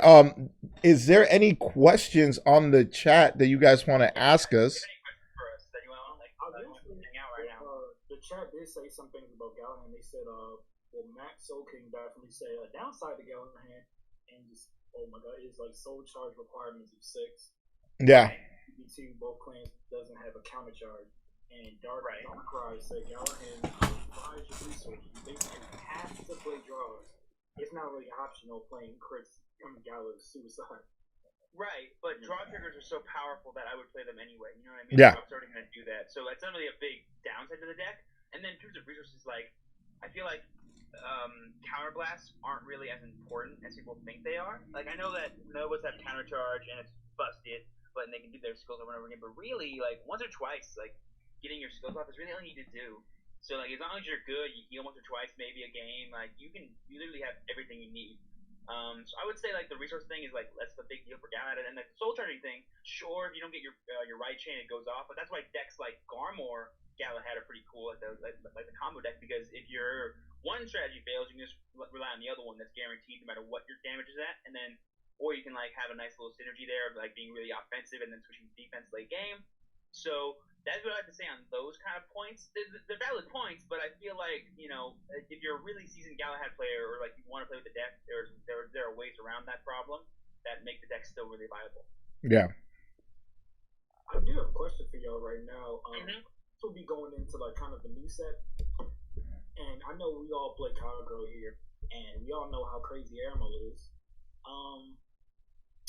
What do y'all think in terms of, you know, when you have, oh my god, when you have, I can't remember the name of the grade 0, but when you have your grade 0, you know, you're searching for that, you know, usually you search for that perfect guard. What do you think is going to happen with that? You think you're going to search for the Airmo, or are you going to search for, when Dope comes out? No, next set when end. Dope, that's what I said. No, yeah, my fault. Yeah, no worries. So I'm going to play one Airmo, and I'm going to search it every time with combo. And if it's in my hand, I'll get the bar read. That's it. That's the most powerful thing to do, because Airmo is the best card in the deck. In case you guys didn't know that, best card in the deck. If you want to play 2 to try and beat the mirror, go ahead, but not worth it. One's all you need. I agree there, definitely. I'll play one back today. I'll play one for the rest of my life. And I think in the sense of like what we're doing with the deck now, because again, you're not able to keep your hand, so you have to find a way to cycle. You have to find a way to like draw. Well, don't let you draw cards when you restand. Well, no, I know that. But doesn't Airmo let you drop and draw so you can try to get exactly. Dope? Yeah, so that's how you cycle through the deck before you go on Dope. So like, oh, I see what you're saying. Never mind. Yeah. You're fine. So yeah, we're saying the same thing. Yeah. So at the beginning, you want to be able to cycle and get all the cards you need into your hand. So those turns, they're very important. So yeah, it's very important to have that card, have it out there and stuff like that. Like yeah, if you already have it in hand, then yeah, you're gonna go probably perfect guard, of course, automatically. But like if you don't have it, you need that card in your hand. You need that card on the field. You need that card working. If you're not, then you're gonna be super slow, and especially in the match in the mirror, and especially when you're like, okay, I need to discard whatever the hell this grade 3 is, and hope to get Dope in my hand. Also, a point that I want to make sure that maybe people don't know is that the way auto skills work in this game is that you can actually choose the order of things if they trigger at the same time. So Airmo and Dope trigger at the same time. So say, for example, I hit with Dope, boosted by Airmo, and I don't have a Dope in my hand, I can actually use Airmo first, discard a card, and then if I draw the Dope in the top of my deck, I can then use Dope's effect. They did that. Just like in the anime. So the anime showed us that cool mechanic, and ever since then we're like, wait a second, can we use both effects at the same time? Nani? Do that? I think it's yeah. So that's another reason why he's really good is that he just can be at any point the key to your strategy. So that's why Amber's really busted. And you only need to worry about him dying against like two decks, Mirror and Dark What Array. card or Against decks Dark Array, are that's fine. most You can beat them anyway, so you're fine. excited of?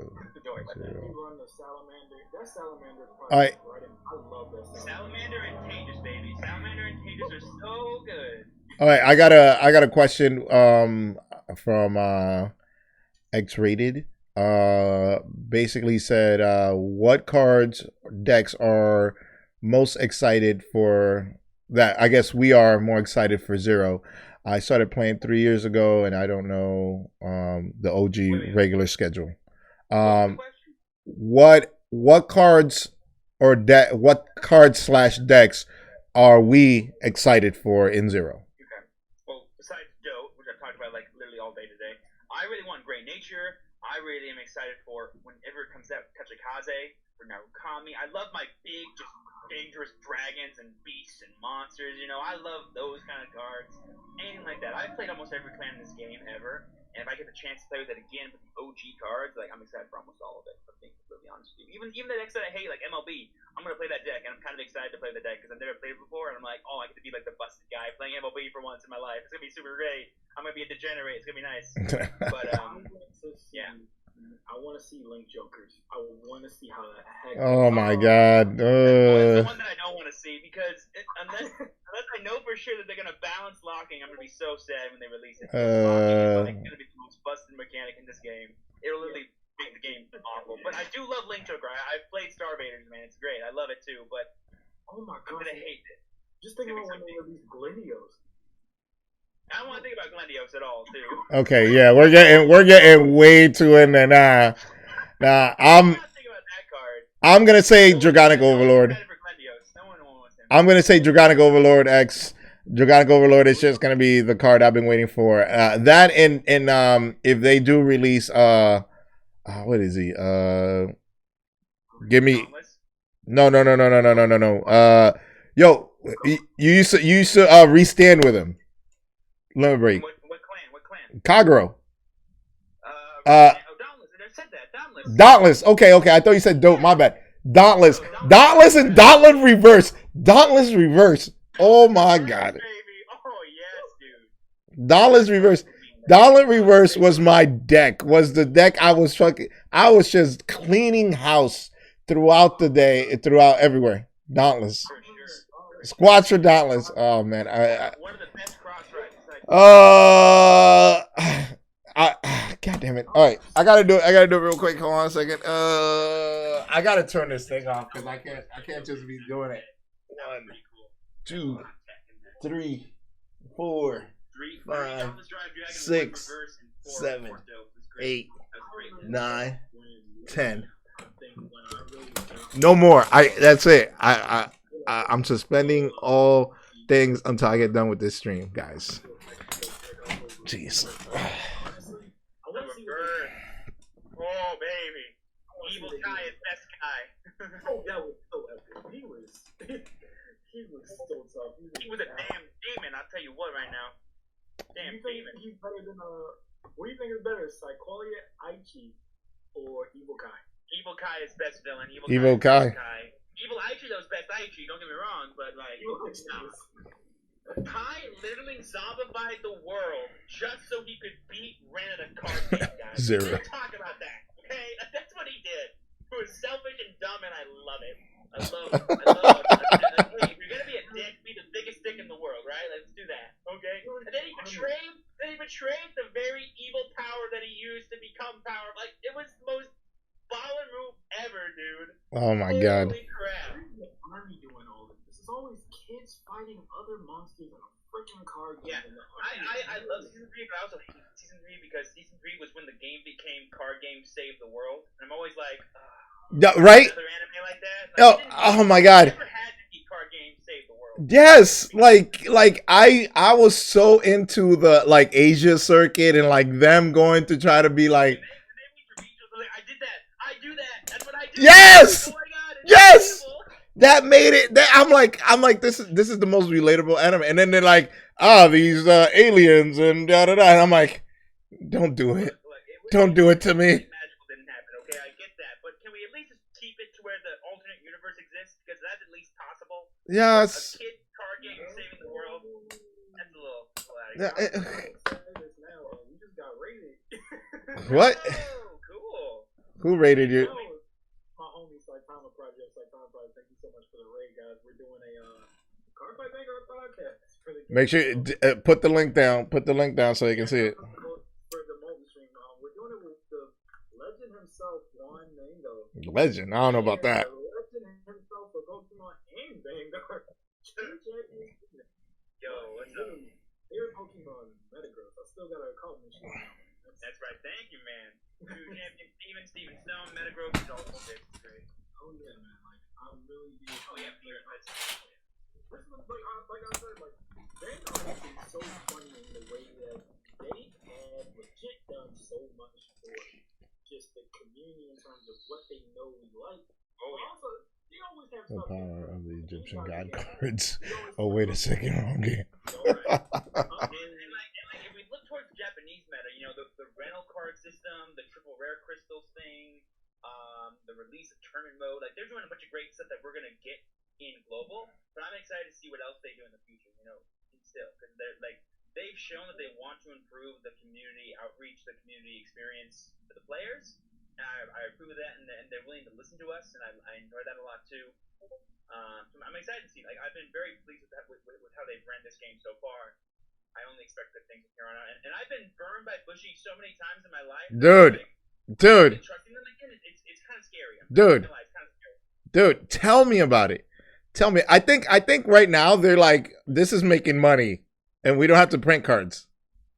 I think we're doing good. We're doing good. I had an idea that I thought was so smart. Like they might get to a point where they make cards that are only in Zero and not at all in the real card game in any form. That'd be kind of dope. Well, Also kind of weird. I don't know why they would ever do that, but if they did it, great. well, here's the thing. It would bring more people. Like, let's say, well, I want to say bring more people, but it would give the people in Zero a really big incentive to continue playing Zero. It's almost like the thing where I always said, okay, like if I was running Card Fight, not Card Fight, but like Dynasty Cup or like an ARG, right?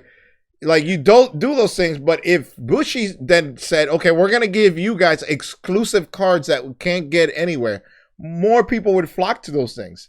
So more people, people might flock to this or just play this because they know, okay, I want to get this card and I need to get this card. For sure, 100%. And it's only in this game that I can get it. I can't. It's not in real life. Blah blah. But Like a whole clan, like Zero the Clan would be the name. Dude, be like, oh yeah, I'm playing that's- Zero, and it's like a clan. I can see that happening, especially now. What are we getting in the actual card game? Ban up something. Ban the lolly ban game. I don't know what the heck it's called. Yeah, I think it was called too. Yeah. But Ban in America. I don't know. And then the Tokiraku. Togo Look, I am so bad. Look, I love these games, whatever, but like these names, I just can't with these names. Whatever it's called, whatever. Even though, yeah, when that came out, it was straight up trash. Like, With the husbandos. yes, it was straight up trash when we came out. I'm like, what is this? Nobody's played. Nobody ever played it. Token Rambu. There you I go. did it. All by myself. No one helped me. Token Rambu, man. No, I'm being honest. No one typed it in chat. There's no proof. Oh my god. But I will ask you guys, like, what do you guys think about the future of this game? How far do you think this is gonna go? Only up for now. yeah, this can only go up. Like, This- the first year is what it is right now. It'll keep going. It's a mobile game. So the cost is not like the only thing you have to do is make art, which you kind of already have with a lot of the cards. And the other thing about it is it's like you code it into the game and then create the mechanic. And what's crazy about it is it's real easy to be like, okay, this card's too strong. Let's just go in there, recode it, redo this, and boom. Just to it like they did with Ember Dragons. Yeah. They realized that it was busted. Yeah. The more and more people keep thinking of that, because look, League of Legends has one. I think Smite had one. You know, and here's it's just easier for them to think like, oh, let's just make an actual card game like this, and people are gonna spend money. Yep. And if they put I don't, they're probably not gonna put ads. They put their own ads, or whatever. But like, They make tons of money off this game. yeah. No question. So it's just gonna keep going up. I don't see any drawback. I don't see this just like dying out. There's an actual community around it. So there, you know, you're gonna get people who are gonna try the card game because of this game, and then you're gonna get people who already play the card game that might try this game, and you're gonna have your Vanguard ever playing this game because this game is recommended on Google Play Store right now, so it's pretty crazy. People just are playing it for no reason. Yep. And that's the thing. It's like, oh, card fight. I heard of that about that, and then they're gonna try this and then go try the real game, and it's gonna be like, oh, what I say is you got to look at this game. I was just talking to Zach about it. You got to look at this game as it's card fight Vanguard, but you have to look at it as its own game. You cannot come into it thinking, okay, I'm gonna guard for my hand, da da da. No, you got to think of it as it has the overlords, it has this, but it's its own game. I said this before too, and I'll say it again right now. Is like this game was not designed. It was designed with having mobile players in mind. Like, Yes. there is zero interaction with this game, which is a big turnoff from real life Vanguard. But honestly, it makes the mobile experience way better, so anyone can play it and have a mobile experience if that's what they want. I played a lot of Clash Royale. That was my main mobile game for a long time, and I loved it because it's basically like a card game but mobile, and it was kind of like nicer than that. And so, like, I love a good mobile experience, and this game is definitely a big tier 1 mobile experience. Way better than Duel Links, if I'm being honest with you, in terms of how I experienced the game. Because I played Duel Links, too. That's like my little, like, oh, hey, I used to play Yu-Gi-Oh! Yeah, let's do this. Oh, yeah, I played Duel Links. And then I stopped because I'm like, this is way too expensive. And, like, I don't enjoy it. Word, right now. brother. It's not great. I Word. love their farming system, though. They had a great farming system, which I didn't enjoy. Oh, I know what you're talking about. They did it well, but I think in terms of value from the game, I really gotta give it up to Vanguard because they give. I mean, just literally people don't realize how the pack system is so impactful in this game. But I will say the downside was I kept hearing when the game was first started that they integrate old cards into the new summon, like in the new banner. Yes. Yeah. Now they no longer do that. They no longer do that really for JP. So we'll eventually maybe not have that anymore. But we already kind of got like raid up banners, which is better than having just one gotcha, which is what we would have had if we didn't get raid up banners. So it's a little bit better. I say like for that, because for me, I know how it is because some of my people in here play Dragon Ball Legends and Dokkan, and we know how bad it is when they put so many good like high rare cards on one banner. Yeah. And when you're trying to pull on it, you're just sitting there and like, okay, I'm getting these units that I've had already. So basically, you're just getting crafting materials at that point. You're just sitting there like, dude, this is not going well. Right, exactly. Yeah. It really makes you big shaft. Oh, and one of my people literally just got Super Yummy. He just started playing the game today. My boy, way to go! Congrats to him. Congrats to him. Obi, my dude, way to go, man. Kick him butt. Congrats to him. Woo. My dad's name is Obi. Fun fact. So let's see here. So far, we are at 2 hours and 3 minutes, guys. I think, unless if we have anything else we want to add, I think we. Any pressing questions, you guys, for the panel that we can discuss. Otherwise, we're out of here. Like we're out. Are we? I think so, right? Yeah.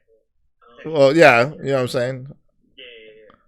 Um. Live, though. I'll still be live by like for people that don't know. I'm gonna do regular zero after this, but. Oh yeah, for people that don't know, for me, I got 25.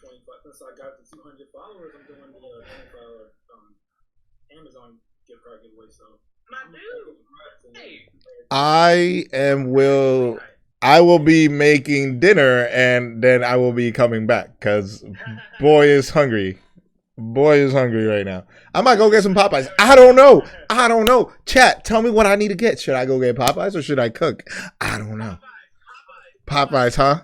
That chicken sandwich is like my favorite thing in the world. Yo, somebody got shot. Somebody got shot up here because of it. I know. I heard about that. I was like, whoa. I wouldn't do that. I would go to Burger King after that. No, you know what's funny though? Here's what's funny about that, right? If we're just gonna talk about whatever nonsense things out, let's talk about this real quick. When that sandwich came out and everybody was making a big deal about it, I would go to Popeyes because I live right next door to one. I would go to Popeyes and I went to go get it, and you would see people who've never been to a Popeyes, who've never experienced a Popeyes. They're like, why are people so rude here? Oh my God, it's so, ugh. And I'm like, it's Popeyes. This ain't Chick-fil-A. Where you been? I asked for the not spicy chicken. Why is there tang in my mouth? They're throwing the chicken bags in their face like, get the hell out of here. Why are they fighting? You're ruining everyone else's time, Stephanie. Please leave. Stephanie's out there. The girl from my name. Worst looking places in like just have the best food for some reason. Oh yeah, that's what happens. The worst looking places do have the best food sometimes. Right. And you know it, because here's my ex always told me this. If you always see a line or whatever, that's when you see a lot of people in a place, that's where you want to go. When you see nobody sitting there, you don't want to go. Don't care how fancy it looks.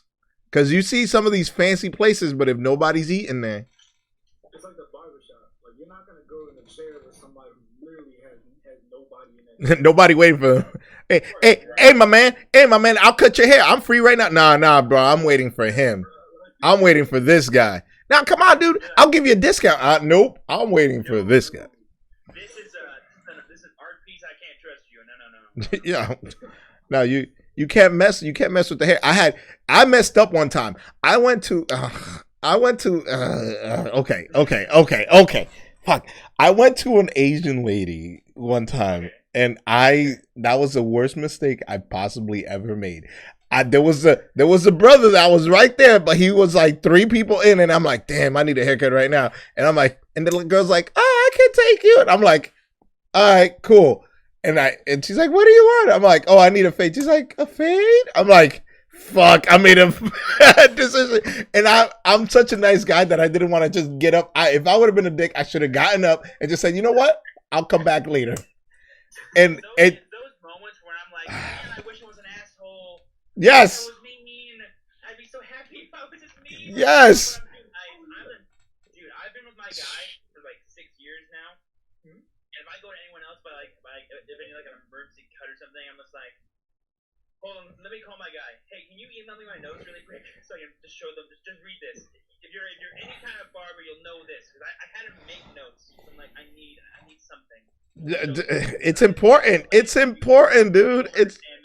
It's freaking important. Right now, I got this little like thing going on, but I need to get my hair cut. I need to get it cut a little bit more, and then I'm getting it red. So next color is red.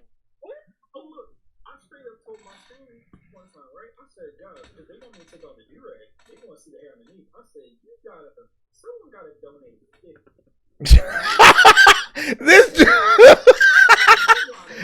You're turning into a booby stroomer.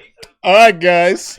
If you want, and I still want to do some more in the future, but everyone keeps telling me, "Hey, Steven, make a donation goal where you dye your hair." I'm like, guys, there's no amount of money in the world where I would dye my hair. Steven, we want you to be the ninja of Vanguard Zero. Literally, my hair is so dark that if I try to dye it any color, it would just end up orange or just red. It's so thick and coarse, it would take me years to not have that color show up in my hair. You're gonna be the Vanguard Zero.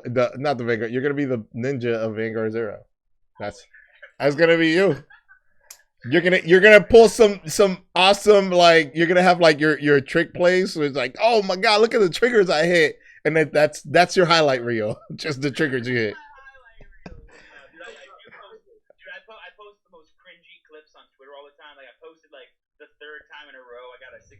on a Tom swing. Dude, I was so salty after that, man. I wish. baby.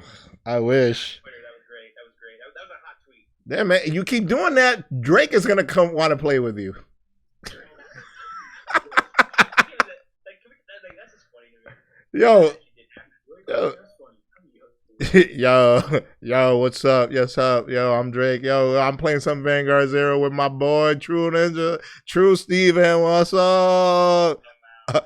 Excuse me, Drake. It is True Champion Steven to you.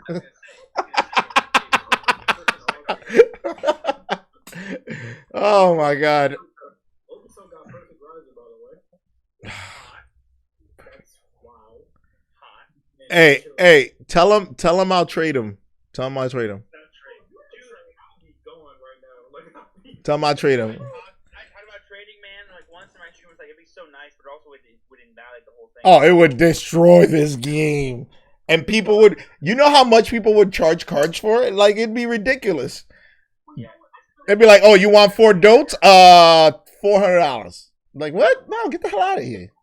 Actually, what do y'all think would be a good way for like a trade method in the game? Yeah, No. There sadly isn't one. Because No. what people could do is they could just constantly make new accounts and re-roll. Yes. So they have to get rid of the re-rolling system, I guess, technically. Like we could never get packs for opening up an app. Nope. That's what I'm saying. So, like, because like you can just re-roll for every trooper in the game and then sell it. Like, And then sell it. whoever has a And then re-roll again and sell it. destroy the game. Yeah, it would destroy the game. I made a video about this talking about secondary markets because I study economics, by the way, guys, in college. You guys did not know. So I talked about kind of how they work and how they can be very frustrating and hard to deal with, and how they can destroy kind of communities and stuff. Because there's like price inflations or there's like monopolies on markets for certain cards, and that can be hard to deal with. But there are ways to get around it. But this game is not designed for that kind of stuff. It just can't happen.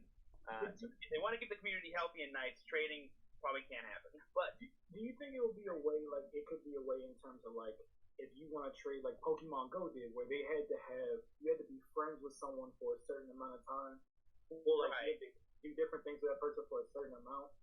that'd make it harder, but it wouldn't ruin the, like, because I know for a fact that people sell Pokemon on Pokemon Go. I know that's a fact. Like, if we get any remnants of that, like, if that is at all possible through whatever system they do, it won't work. No. Now with card games, man, no. And especially, you get people who will just, especially if you are spending money and then they're gonna want to jack up the price of whatever and having. I've seen that guy that like has like the 18 Android phones on like a gimbal. Yeah. In the middle of the street. Oh, dude, yeah, exactly. Sell those accounts, guys. That's what he's doing there. Okay, he's not doing it because he loves Pokemon. He's doing it so he can sell those accounts and make money. Exactly. That's not cool. So that's what it'll turn into. This will turn into that, or people like, oh, I got this account here, I'm gonna re-roll, and I got these cards. This is. Guys, if you ever think about buying an account, don't do it because Bushy will ban you and the seller. By the way, you're not allowed to do that because you didn't know it does exist. People are trying to sell accounts and they get banned. Boom. There you go, folks. Bushy and Game Studio for doing that crap. That's good. That's good. Ban those guys. It's not healthy for the game. All right. Well, I think that's it. We're at 2:13. We don't have any more questions. We talked about a little bit of everything. Apparently, Popeyes too is on the agenda today. Man, I gotta go, man. I gotta go. I gotta get this chicken. I gotta get this chicken. You know what I'm saying? Damn. Don't clip that. Nobody clip that. Do not clip that. All right. Jeez. Nobody clip that. I know you chat. Stop. Don't clip it. Do not do it. You know what? I gotta say, guys, like, for everybody that's been watching, thank you guys so much for supporting just like us talking about Vanguard, a game we all love. Seriously. 100%. We appreciate you. Support these guys here. They're great.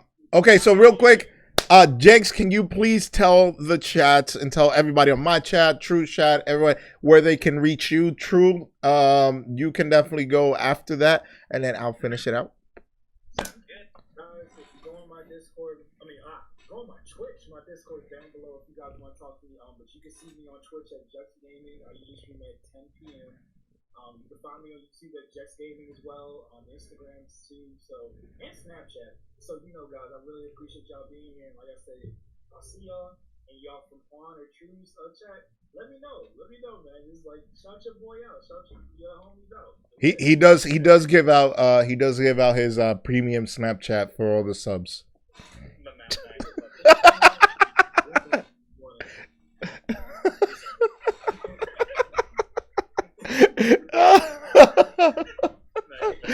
he throws pictures of him without a do rag in there. So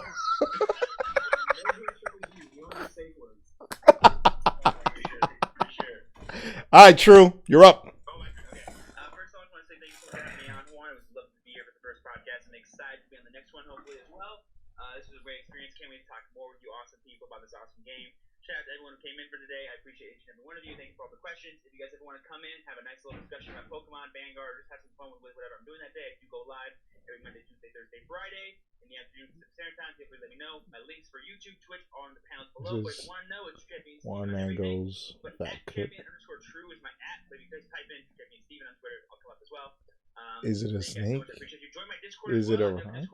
No. No. If you want to talk about whatever you want down there as well. What the? But yeah, guys, that's it for me. Thank you so much. I'm gonna still be live after this, by the way, doing this just some Vanguard Zero ranked gameplay and Spike Wizard grinding. So if you want to watch that, maybe come hang out. But yeah, that's it for me. Thank you again, guys, for having me on. It means a lot. Well, awesome. All right. Well, guys, Oh, what? Well, I'm Juan Mango. Basically, you can guys find me at YouTube /JuanMango64, on Twitch JuanMango64, and on Facebook if anybody still uses that JuanMango64, and on Instagram JuanMango64. JuanMango64. That's all you got to know if you want to find me. You can chat with me. I got Bear. Oh, Bear. Yes. Oh, Bear has an Instagram, Coach Bear 64. So if you wanna follow Bear, Coach Bear 64. There you go. There you go, right here. So, like I said, guys, thank you so much. And Ray, I don't know what the hell I'm trying to make a joke, guys. Jeez. Okay. I will see you guys, and let me go get my Popeyes, and then I'll be back on. True, have an awesome stream. Jenks, have an awesome stream, and I will catch you guys next time. Peace.